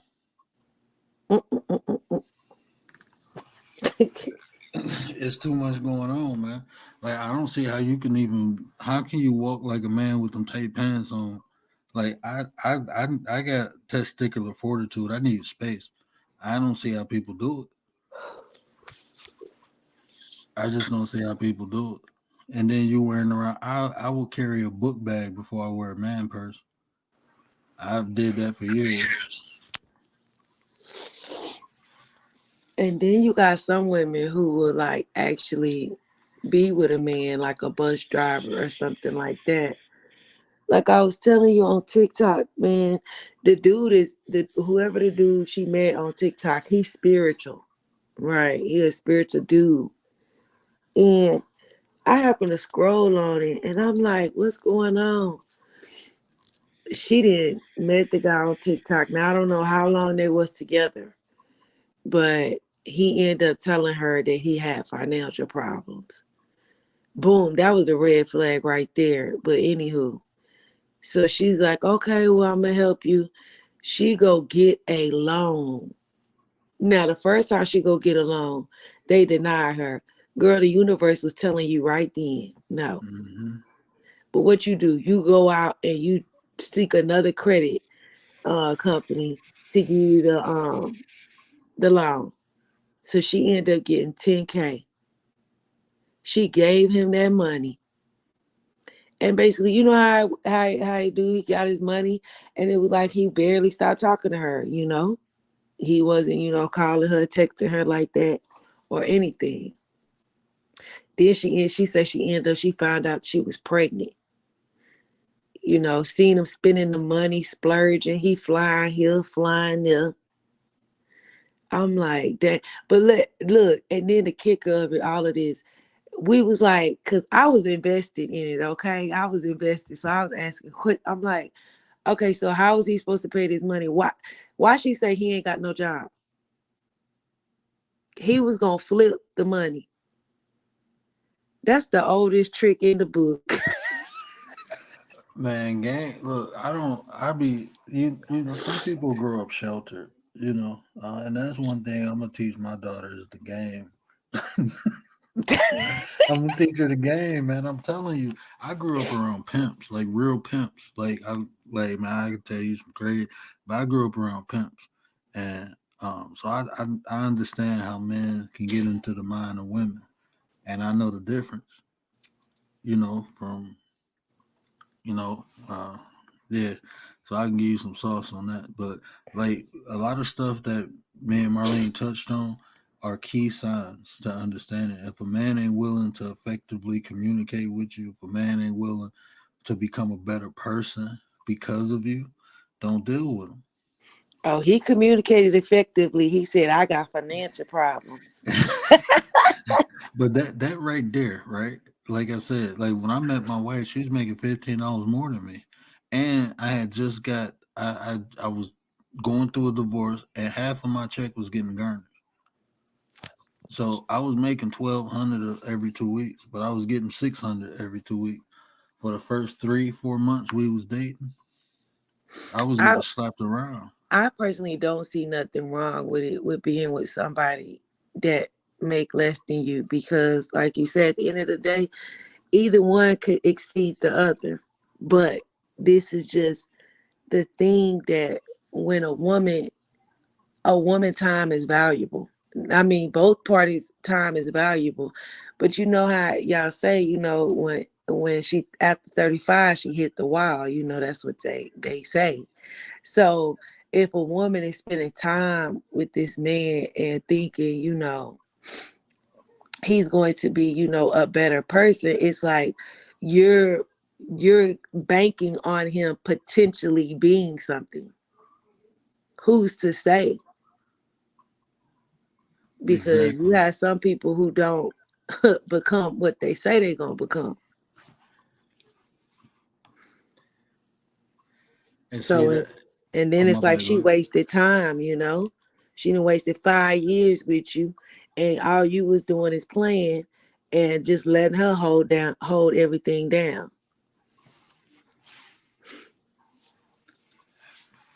Really, she probably fell asleep. But you're right. You're right, and that's what happens a lot of time. And that's what I was telling you. The nurturing side of women. A lot of times you will see potential in people, and they don't even see it in themselves. And you think you can pull it out of them when it's not really you that pulls it out of them. It's because of you it comes out of them. If that Hmm. makes sense, it's because of you it comes out of them. It's not you actually pulling it out. It's because he's with you. He wants it to come out. He draws it out of. So, like I said, if a man not only effectively communicating, because like you said, you told her she was financially, but He it's not. communicated that. That's why I say men will communicate. Shoot. it's, Sometimes women could be getting their car repo and she'll be dating a man and she won't even let him know. yeah, yeah, uh, yeah. Women, man. I done seen so much game ran on naive women, and I seen the opposite too. I seen women run game. Man, this is I mean, one of that's my probably something that could have been ran on me when I was like young. look, look, man. I ain't even go. I'm gonna tell you this. My ex-wife got me. It was double digits. She drained the bank account and took everything out the apartment. Like she got me so good. I was so stupid, man. I paid a very valuable lesson, but I learned. You know, you can't. I'm not even gonna disrespect nobody like that, but I say it like this: I people really are don't who think they that's are. naive though. Where Oh no, I was naive. Trust me. I you now that were, I look back at it, because it's like I thought I can. Just like I was telling you how I seen potential in her, and I thought taking her into a different environment around different things, it'll make her, um, aware of a right? different, So, and at first I felt like it was working, but uh, no, it wasn't. And I seen the sign because her friend came to me with like 2,500. Was like, I'm gonna give you the rest of the money next month, and I'm like, what is you talking about? She was like, oh, she told me my ex let her borrow 5,000. I'm like, what? Like she didn't even tell me nothing about it. Well, that wasn't the only person, and I put her on my bank account. This wasn't money that we got together. This was my money. I just put her on a bank account because we were married, and I was young and dumb, and I didn't know no Mm. better. I thought this is what I was supposed to do as a man, and she took advantage of that. Like she got me good. I mean, she See, that's a she got good it. topic to talk about because most people do be wanting to. Most people do have an account where they have husband and wife. Y'all were married, so I don't see why you feel like that was naive. It's a lot of people that do that. Yeah, she got a trip to Bermuda and Jamaica off of me, and a new car. Like man, when I tell you, like, oh my baby, and it took everything. I almost threw everything away. I would not be on here talking to y'all. I'd be somewhere on Pelican Bay. Um, the shit I wanted to do, I would have been in the newspaper. They would have wrote about me in psychology books when I was done. Damn. And I'm telling you, like the rage I felt, I've never felt that rage in my life. And Oh I'm yeah, I know talking you was about hot. the dog. I was planning on nailing a goldfish to the wall. I was about to do some crazy psychotic shit. Like you took everything from me. Like I'm telling you, when I came home, I felt a cold breeze, and we was in an apartment, and I'm like, what the fuck going on? And we on the third floor, and when I seen that the door, I seen the slide door open. I turned the lights on, all the furniture gone. I go in the kitchen, all the stuff that I ate was either on the floor or in the sink. Everything in the kitchen gone, besides the stuff that I ate. Go in the bathroom, my toothbrush in the toilet, my clothes gone, my hats. I had over 32 fitted hats gone. I had over 16 pair of Timberlands gone. My Jordans gone. All my stuff. Like she let people take my stuff. She in Michigan, we got bottle deposits. They took the bottles. They took everything. Damn. Only thing she left was a futon. Like I had a big bedroom, so I had a bedroom, and I had like a little. I had a futon and a little table there. Only thing that was left in the apartment was a futon.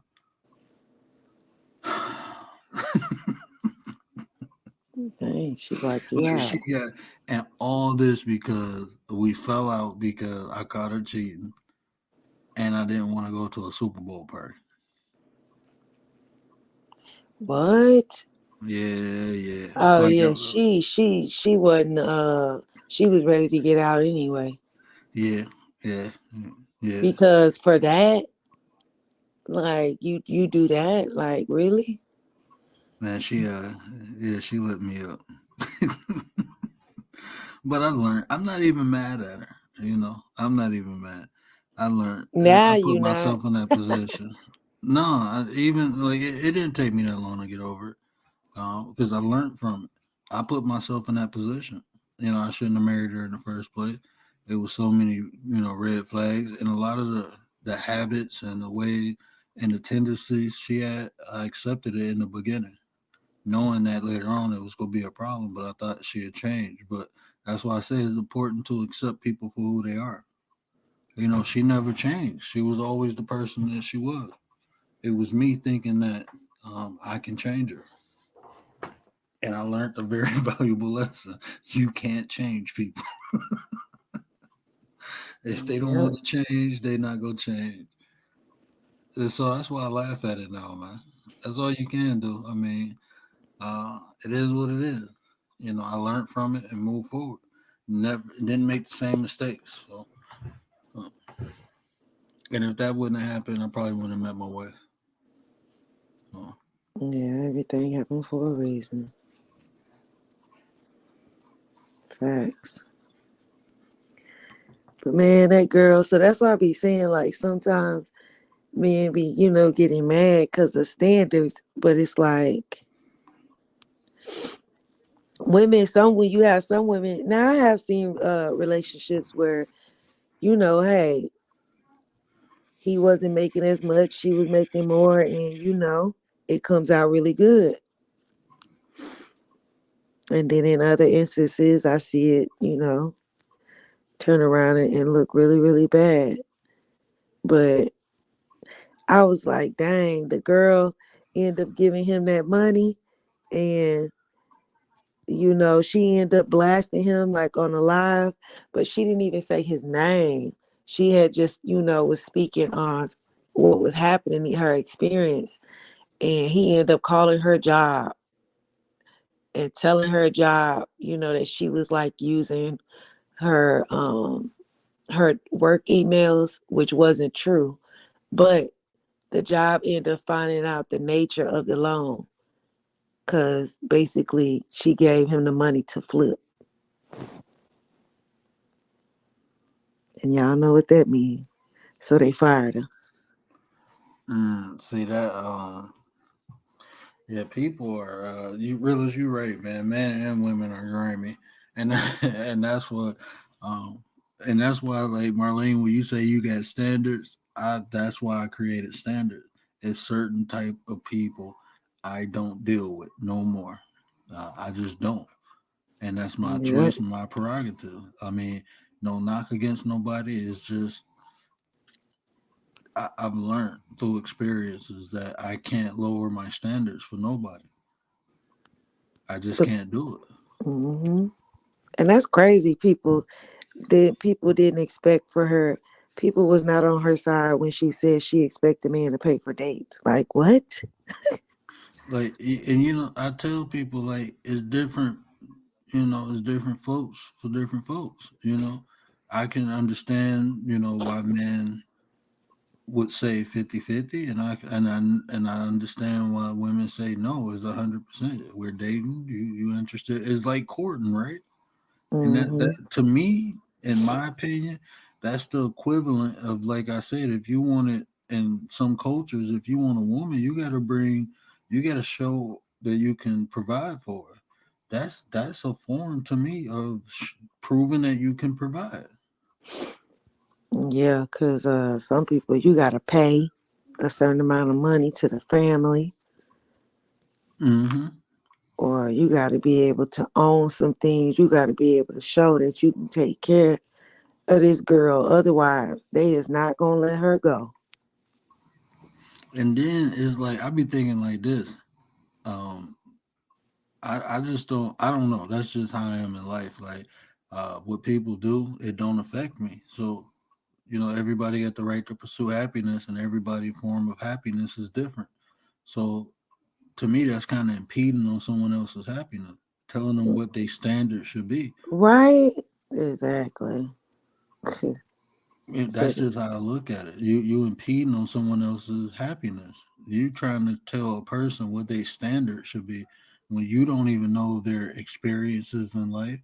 Why would you tell a doctor they have to settle for a bus driver? Like, right. I don't know. It's just, to me, it's just like, with other people, long as you ain't coming forcing your beliefs on me, I don't care what you do. Right. Long as it is not affecting me, it is what it is. If that's your standard, then guess what? Everybody is not for everybody. Everybody is not gonna like everybody. You know, so that in itself, I don't understand how people come to some of these understandings. Just being upset. I think it's society. Everybody feels that they need to be accepted, and that's I can understand that. Everybody want to be accepted, but um, it's just not how reality But works. sorry, everybody can't be accepted. Like, Right, that's just not how it works. I can't go into a Jewish community and tell them I'm Jewish. right. They're not gonna accept me. But are they wrong for that? No, that's their I community. should do that. Just going, I'm Jewish. If a boy can say he a girl, why can't I say I'm? Yeah, right. They gonna kick my ass out. It Man, is man. black people that's Jewish though. Yeah, I'm talking about. I want to go into. I want to go into Israel. Like, look. No, I'm joking. I'm joking. I'm joking. I'm joking. But They'll probably yeah. wipe you out. For real. That's for real offended. They have me on the next flight back here. Yeah, Facts. get your ass If out you of make it here. back. Right. Oh man. They send me to the Congo. We I ain't gonna want to talk visit about the that, Congo. but they think they the Jew, the real Jew, but they call Jewish. I was when I get my other channel up and going, I'm gonna talk some shit. It's only gonna be up for like a week, maybe. I'll probably be able to do one live, and that channel go get clap watch. I'm No, gonna I be don't talking think my shit. so. I don't think so, cause it's a girl that do it. She talks and they don't clap at her. Like, you will have trolls that come in there, but yo, she be telling them like it is. I'm gonna have to go link up with her because y'all think Kyrie Irving got dog, man. Wait till I start talking my shit. You want to know what? I can't wait. Man, I got in so much trouble on Facebook, man. I had like 4 channels. They took like 4 channels from me. I can't wait. I love to see that. But it's just but this is the thing that kills me though, is in books. Everything that I say is in books. That's where I got it from. You know, Right, uh, but people be upset when they hear it. They don't want to hear the truth. it's because it takes away their beautiful lie, Yeah. and it makes them face the ugly truth. Like a lot of people are impersonating around this globe. Um, a lot of people. I mean, they're already trying to take this stuff out of the textbooks and stuff like that. So And this the crazy thing. In the next 5 years, we're gonna be having the same conversation about women. women wanting to be men. No, what is a woman? We will be having a Man, conversation on what is a woman, and that's we crazy. bet not. That's how they trying to make it. Talking about what did they say? Birth something. Uh, Yeah, I can't remember that. I seen that birthing. a long time, like maybe a year ago or something. But he got upset because a nurse called him a mother. He or she, whatever. I'm sorry, I didn't mean to disrespect nobody, but yeah, I know. But they got upset, and so yeah, they were saying call them birthing. I don't Birthing know. people. Yeah, or something. Yeah, and he got upset with the nurse, and now they're trying to decide whether to, stop calling mothers mother. Like, this just world is just weird. It's getting weirder and weirder. And it's like they're doing something they move and shift for the LGBTQ community. But what about us? I ain't moving and shifting nothing. Nothing. Ain't nothing gonna move and shift. Nothing. But anytime they want something, they raise hell and they get it. I'm gonna tell y'all a secret because I'm gonna get less than 100 views on this video anyway. Why you say that? I don't know. It just came out like that. But I want to tell y'all a secret. In the next 15 years, I'm buying me an island. I'm buying an island. I'm out. I And they don't not blame that you. expensive. They not that expensive. I'm talking about under 100 grand.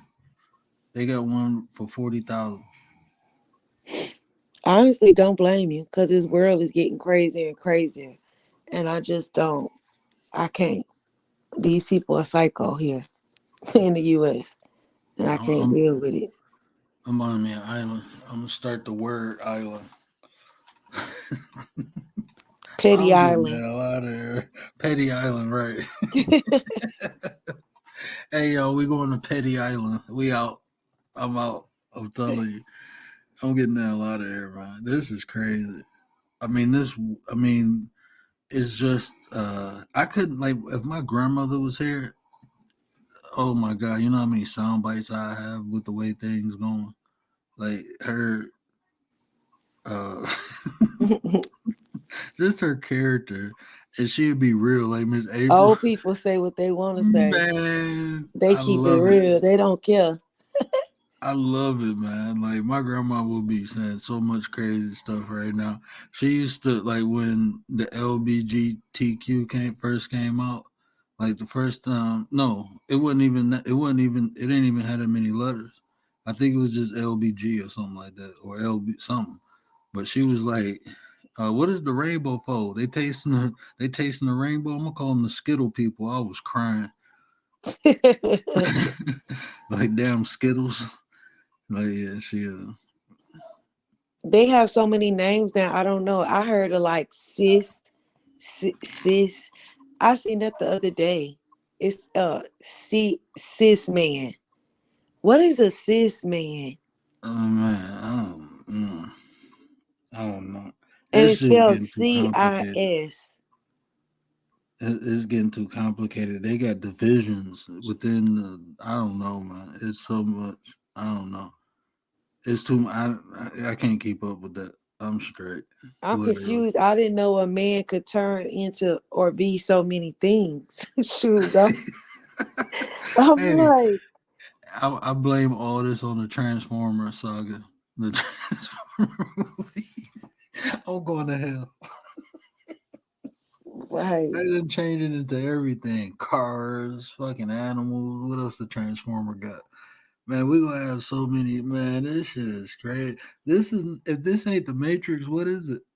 Like, what is? It's gotta be. Is this the Mandela effect? We going Sure. And like, if this ain't hell, what is it then? like, man, by the time my kids get older, they gonna be like, "Daddy, what is a man?" Like, well, son, when I was growing up, a man was like, "Come on now, man, this shit weird." I'm getting clapped. A man is someone who, even though he has women breast, and as long as he keeps his genitalia, he's still considered a man. Mm-hmm. A man is someone who can produce semen and sperm simultaneously. Oh my God. Like man, this is yeah, I'm getting in trouble. It's all right though. We talking shit. That's just like they asked that congresswoman, what is a woman? Do you remember that? They asked that Congress lady that What did she say? I don't know. she Something. said, I don't know. Yeah. She didn't want to say anything wrong because she didn't want to say anything towards the gay community, you know. You like, look, I don't know, man. I probably would have did this shit like, man, y'all fucking with me. What the hell you asking me that for? I would have just came out like, man, y'all, no, don't set me up, bro. Come on now. I couldn't be at Congress because I keep it funky. That's what we need. We need me as president, man. Y'all thought Trump was raw. I'm gonna just keep it real. As soon as I hit the podium, what up, though? Right. Let's keep it real, man. I mean, that's all we really need is somebody who can just keep it real. You know, don't candy coat nothing. Shoot it straight forward. Tell us things what it is. Forget all the semantics. Hey, look, we ain't got no money to help y'all right now. We got to bomb this country. Let me shut up. Yeah, you said the wrong thing now. I would love to really live in Jamaica or something, you know, like an island or whatever, where you can walk barefooted and just be with Mother Earth, and just, you know, because a lot of these other countries, they look at the US and like, oh, you know, they want to come over here and things, and it's like, you just working to pay bills over here. Yeah. Over there, they at least somewhat free, you know. Yeah, like 22 is having so much fun in the Philippines. Philippines, I would put root. I mean, it's not melanated people, but Bali too. yeah, Bali is beautiful. Mm-hmm. It's so this. That's what I was saying earlier. This planet is so big and diverse, and just the different ways of life that people live. Um, we might think it's primitive because we get all the bells and whistles, but do you really need this? Right. Like people, we get all this stuff. There's not a lot of people here happy. Not Right. even I with be all this watching this stuff. Jamaican lady on TikTok, and she just be making everything like, so she used to live over here in the US, and you know, she's back over there in Jamaica, and she's like, she's just so free. She's not stressed. Like, she used to be so stressed living in the US because she said she had a business and just paying all of these bills and this and that. And now she's free, eating healthy. Man, you know, when I was younger, I had an idea of just going in the woods and just living. But then I found out they'd come get your ass if you live off grid. I didn't know you Who? couldn't do that. You can't do that. You can't live. Hey, if Where? you if you if you living in America and you got a social security card, you're required to pay taxes. Not Yeah. even if you work. If you got a social security card, you're required to pay taxes. I forgot what I know at age 25 is a requirement. Yeah. Like even if you got a job or not. So I mean, you can go try to live off the grid. If they Riz find you, they is got trying you. to.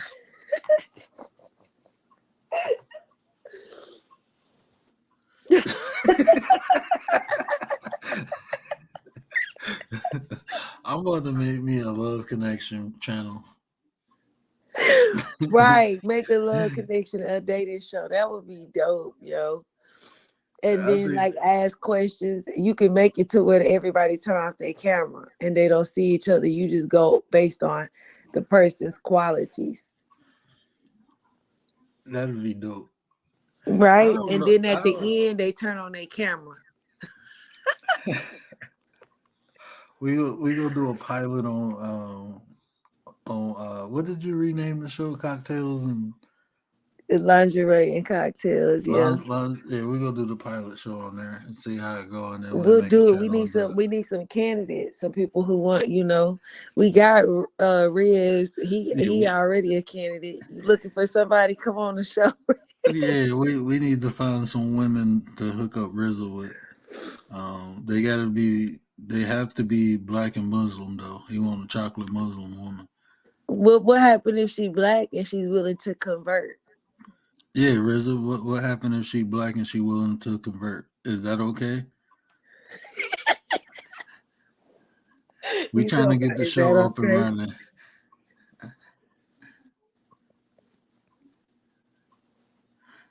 Yes, there we go. We on the popping. He said yes. Okay, then. Oh man, you know that joke would be fun. Right, turn on camera. Oh, we're gonna do that. We're gonna set that up. Riaz, you need to come over there to my other channel. We gonna do that one time. Yeah, I gotta drop the link to the channel in the chat. I don't even know where I put my damn phone. And she gotta be open to having kids. He said 4 or 5, sir. I don't know. How old is he? That's a 21. He lie. young. He 21. Oh, okay. He 21. Okay, yeah. Okay then. Yeah, we gotta find him. Marlene like, no, turn on the camera in the beginning or I'm gone.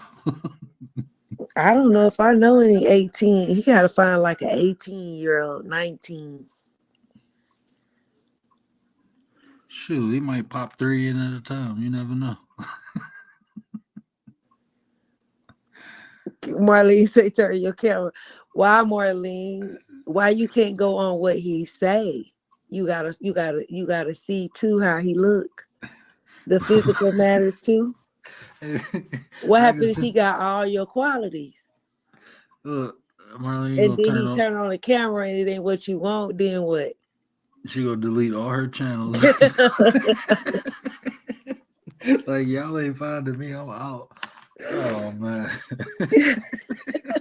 Look it together. Hey, we be trying to hey, Miss April ain't hit the panel, so we having fun still. We gonna have some fun. This is why I need y'all to come up because I'm boring. I'm just a lecturer. Y'all bring out the goofy in me, man. He said because I'm petty. Oh man. Why he has all the qualities, Marlene. He's a man that's willing to pay for dates. You know, he's a leader. He has all the qualities that you want. Why you need to turn on the camera?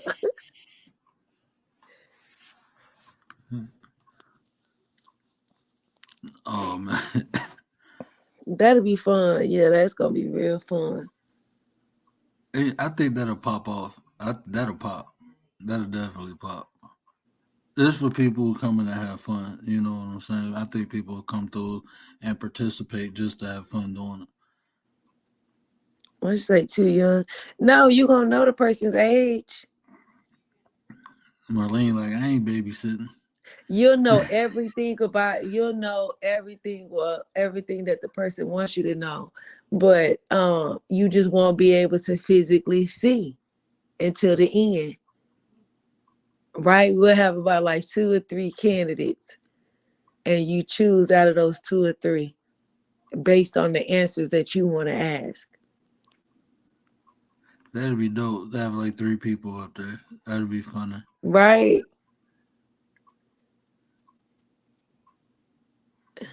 And then, yeah.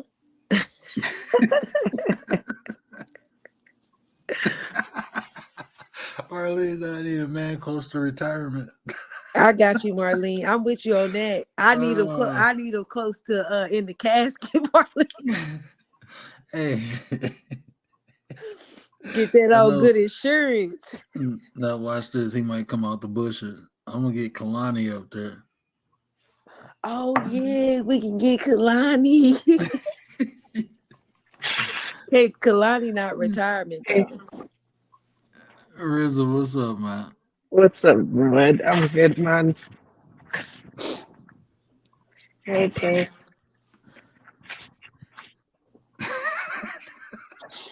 I ain't messing with y'all. Look at together. He or she turn on the camera because they pointing in different directions. Oh man.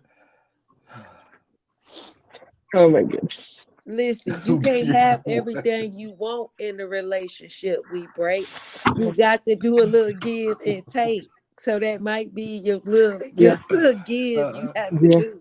I mean, that's what I was saying. That's what I would want in the future. Though right now, though, I'm currently, 21, so I'm just gonna enjoy myself as possible. I won't stay the same age forever, so I'm just gonna enjoy what I got right now. And when the time comes, I'll be, that's when I'll do it. I'm sorry, man. They got me rolling. Bro, he said, first the booger wooger. Hold on.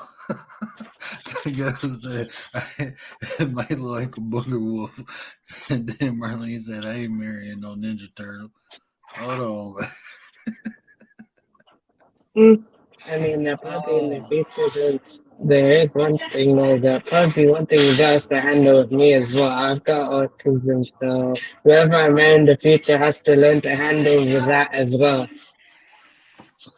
hey, Marlene, when the camera turned on, I'd be like this. But I cannot see. I'm legally blind. That's my story. I'm sticking to. You petty. Oh, man. How old are you? You 21? Yep. So how old do you want your wife to be? I mean, probably, I don't know. It can be the same age or she can be 2 years older than me. Okay, so no more than 2 years. You like older women, huh? No, I probably like both, but younger or older. My mom's like 2 years older than my dad, actually. I'm always 2 years older than me.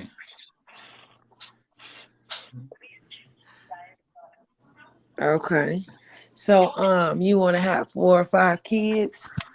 Yeah, but okay, that 4 or 5 would be fine. But if we talk about it and if she agrees to a limit, then I'll just agree to what it is because whatever we talk about, though, that's just how it is. Because Yeah, for me, the type of marriage I do is like equal. So basically, if she wants me to respect her, I have to get the same respect back.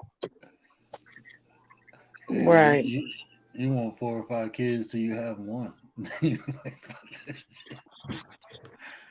Oh man, is that Yeah, like George I mean, Jefferson? I just probably like, what I'm saying, that is probably a lot in the future, but I'm willing to like talk about it at this point at my age though, so then I know what to expect when I get older. And that's facts. Yeah, realist. He is the youngest one in the chat. Blackbird True, 21 too. So when y'all see Blackbird, that's the youngin too. He don't be up this late. That man be getting up. I think he got school. He in college. true. Um, Yeah, I mean, to be honest, so that's what I do, when I'm in my home, I talk to my mom or my dad about the mad stuff, so then I know what to expect when I get older. So then when I get to the stage of getting older, I'm not worried or anything. I know what to expect. So I'm willing to prepare myself beforehand. That's good. Yeah, and that's how you do it. That's how you invest in yourself too. It's preparation. It's always good yeah, to prepare. That's how you. I tell you yeah. this. This was one of the when I first got into real estate. My senior realtor told me if you ain't preparing for success, you're prepared for failure.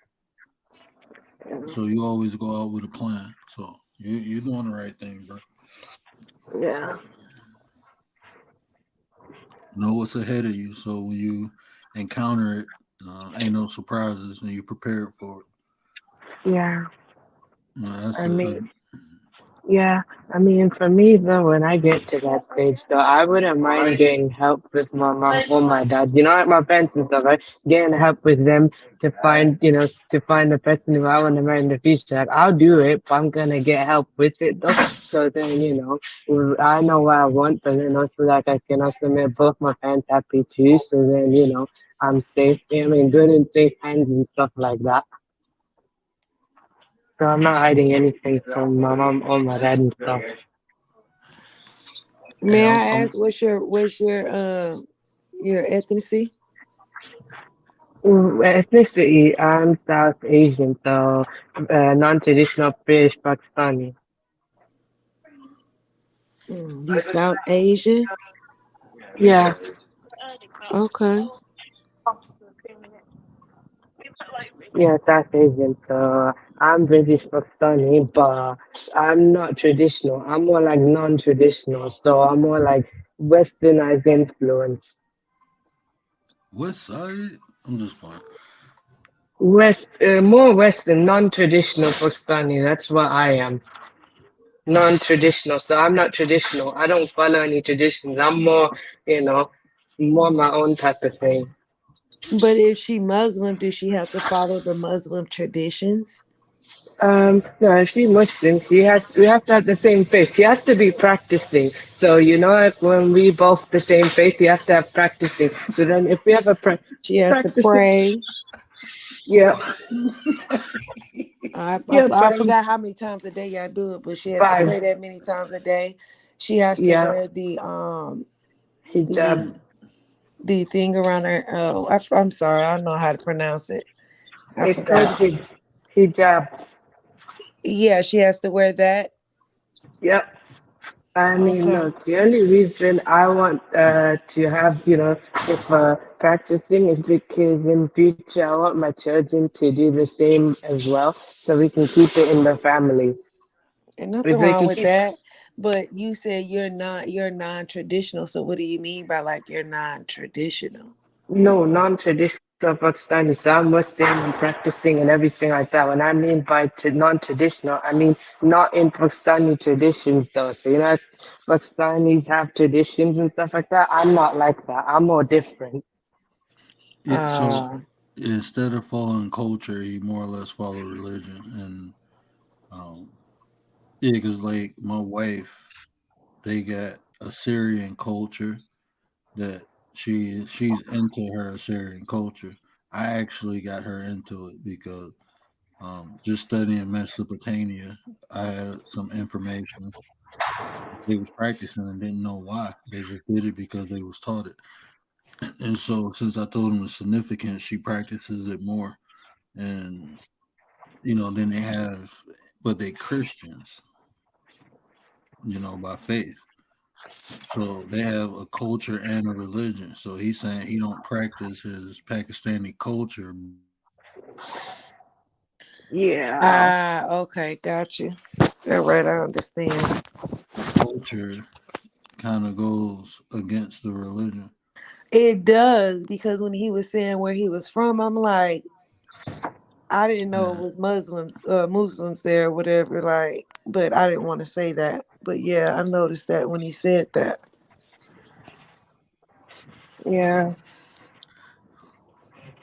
I was about to say too, if y'all can, I'm gonna put some more commands in because if y'all type in petty, you'll see Marlene's petty name come up. So uh, I'm gonna put some more commands in Nightbot so we can have fun with Nightbot too. I'm gonna put y'all petty names in. Yeah, petty. Yeah. I'm gonna drop down though. But yeah, I'll be in the chat. All Okay. right, appreciate you, sis. Yeah. Yeah, that's what's up though. That's investing in yourself. Yeah. Preparing It, yourself. Yeah. preparing yourself. So I mean, even preparing yourself for your future wife, preparing yourself, to be a good man for her. Yeah. You sound like you got all that the bases covered. Yeah. You got the idea of how you to pursue it. Yeah. Yeah, I mean, for me, yeah, I gave like my type of reference. To be honest, though, like, you know, I don't mind what race the person is, you know, just in general, right? In general, I don't mind the person. Just, it's the only thing that matters to me and the family is just the faith. If we have the same faith, we can keep the faith in the family. So I just chose, you know, why not go with what I just, you know, gave my current preference right now, you know?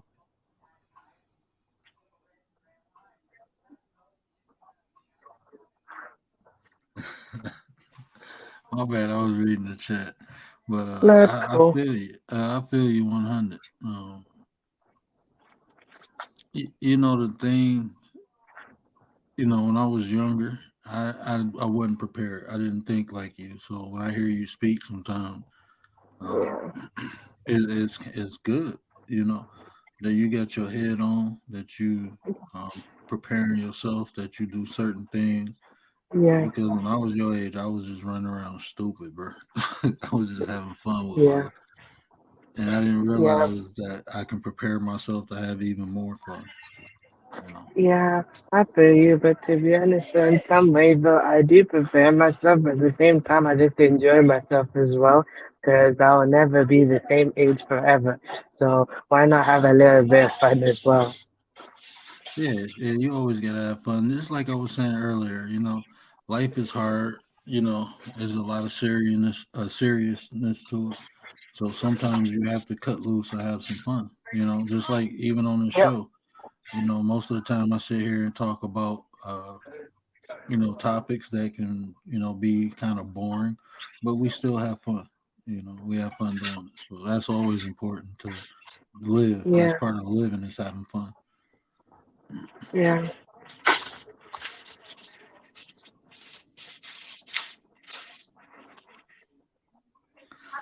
Oh, there go Nate. Somebody was just at realist. He was saying where Nate at. Nate, you missed it, bro. Me and Tate and pop something off. We about to start a love connection show, bro. We about to start a love connection show, bro. Yeah, we gonna get that popping. Hopefully, I'm serious, Tate. I'm about to. We can. I don't know how we go promote it and get the people, but I put it on my Yeah, community tab. I put it on my Instagram. We gonna get some people over, and yeah. we gonna do a pilot on lingerie and cocktails, and then we're gonna start a channel and do the love connection. Okay, I feel you, but to be honest, the age, I've been asked, what age would I start to, get married? I'll probably either go 25 or 29. So if I'm 25 or 29, I'll go for it. So I'm 21, so that's four. If I chose 25, then I have 4 years, to do what I want. Now let me ask you this: in your, can you date or court a Um, girl, Wait, or is like it dating? No, not really. The practicing, nah, not dating. This thing is called like halal dating. So basically, that's like when you probably if you wanna go meet someone or something. I probably learned this as well. Probably go out meet someone. You find a girl you want, but then you go with supervision, basically. So it's like a chaperone or something like that. okay? I Or mean, so it's just straight to marriage, basically. straight to marriage, but also at the same time, you can meet the person before marriage, get to know them there. So you meet the parents and stuff. So you probably when you meet someone, no, and if you ask for their parents' number and you go to their home and you talk to them, like you talk to the family, and you can ask all the questions you want, and you can get to know each other and like marriage like that. Yeah, that sounds like in my wife's culture. Um, it'd be people going to people's house asking for people hands in marriage, like. So that's it's similar. Like you get to meet the person, you get to meet the family. Um, Yeah, yeah,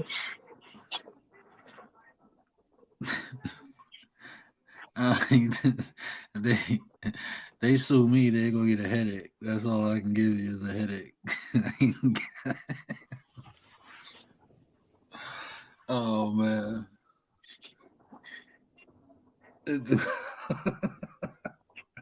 yeah. I think. Hey, I got everything in the trust and LLCs. I ain't got nothing. Hey, I'll put everything up. You sue me, you gonna get a headache. You can try to get into it, but it ain't gonna work. I done learned the game from some rich old white people. You don't put nothing in your name. Uh-uh. Yeah, I feel you. Yeah. I mean, also like the other way of doing it is, it's basically like a form of dating, but it's like, when you go out with a girl and you just, you kind of date them, but at the same time, it's not like a date. It's more like meeting, Right. face-to-face meeting with supervision. Yeah, that's how And no physical contact also. So it's basically just talk to each other and, if you like each other and if you both agree the qualities you want, you can go for it. And if you don't, it's okay. You can part ways. So It's a different way.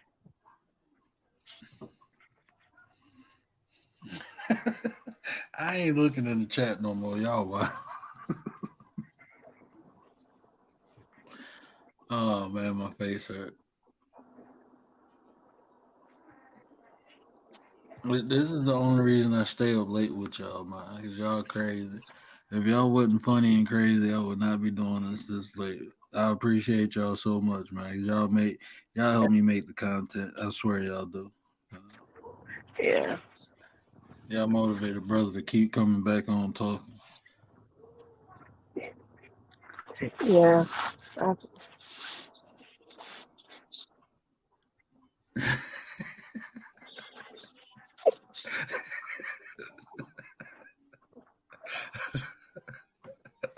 Oh man, y'all lucky Lovey ain't here. Y'all lucky Lovey ain't here. I'm telling y'all. Or Miss April. Miss April done went to sleep on us. Wasn't she in here earlier? Miss April was in here earlier, I think.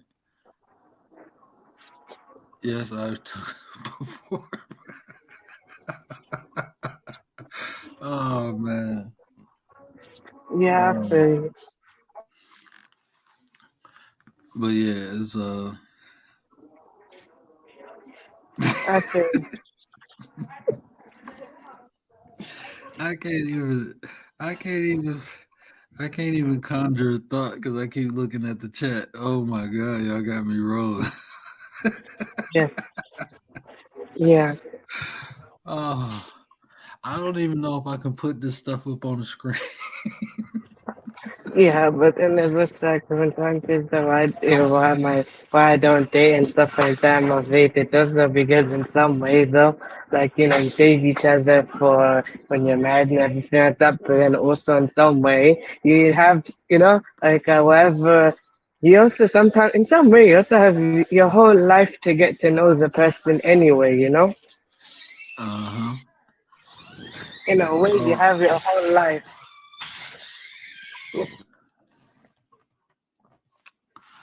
oh man.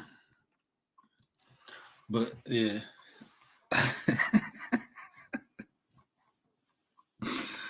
Oh man, I'm gonna figure out a way. I'm making a short out of the chat. I am so making a short out of the chat. Yeah, but I did have a lot of fun up here. Anyways, and in the chat, I did have a lot of fun up here. I was having a lot of fun too.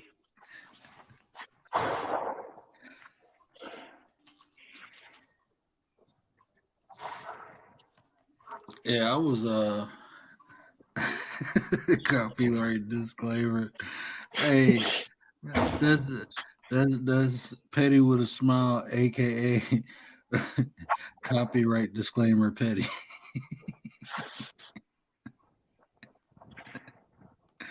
Oh man.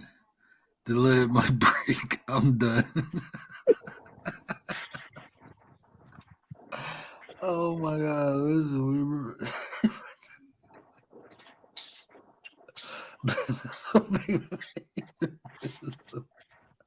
I'm done. I'm not reading the chat no more.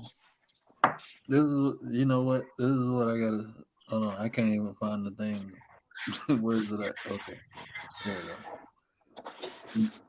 This is what I gotta say to the chat right now. But I cannot see. I'm legally blind. That's my story. I'm sticking to. I cannot see. I am not watching the chat no more.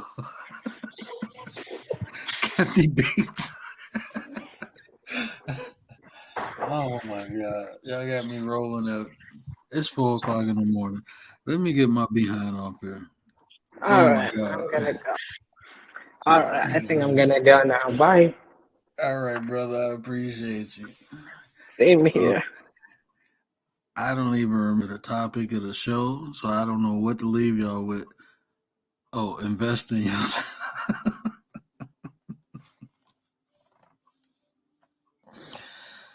Oh man, all that pencil talk, man. All the pencil talk. What a jumbo pencil. Bro. I can't. I can't. Oh my god, I don't care what nobody say, man. My chat be popping, bro. Hey, look, man, we'll be having fun. I don't know what the hell we be doing, but this how it's supposed to be.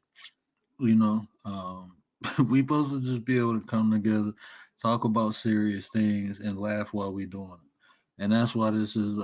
This is why I appreciate y'all so much. You know, because that's what we do. We do talk about serious things, but we have fun while we doing it. And having a group of people who can come together and do that, that's special to me. 'Cause, you can go a lot of places and you either go get one or the other. You come here, you get both. You go to Nate's channel, you get both. You go on Lingerie and Cocktails, you get both. Great circle together, Miss April.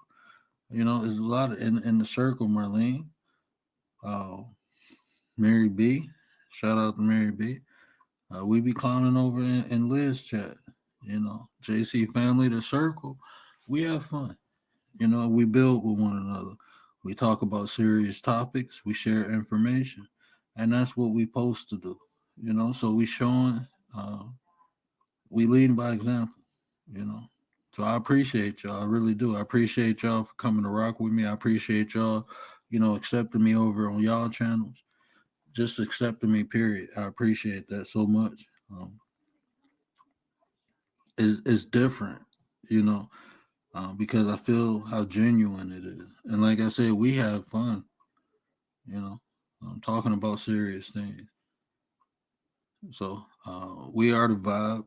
Eventually, the wave go hit other people, and we just maintain our focus and our direction, and we good. We are the Petty Fam. So this is what we do. We come together, we laugh together, we elevate together. So this is us investing into ourselves, you know, spending the time with good people, getting good information, getting good vibes. Y'all don't understand how therapeutic this is for me. This is helping people, sharing information, having these conversations. This is my therapy. So I appreciate y'all coming through, helping me with the content, adding to the content, creating the content. That's what y'all do. Y'all time is precious to me and it's valuable, it's priceless. And for how late I go on and y'all rocking with me, I mean, it's a blessing, and I don't overlook that. I appreciate it. I really do. But that's part of investing, investing in yourself sometimes is finding the people who are willing to invest in you like you willing to invest in them. We talked about that when Marlene was up here and when Tay was up there, as far as relationships. That's a huge investment, finding the right partner, and that's in friendships too, finding the right people. One of the biggest investments that you go make, you know. So always, always, always invest into yourself. Um, it'll do nothing but benefit you, and that's mentally, spiritually, and physically, financially, and your time. Find new ways, seek new ways to invest in yourself. Always be open for information that can benefit you. That's part of investing into yourself. Is awareness, being aware of the opportunities when they present themselves. You know,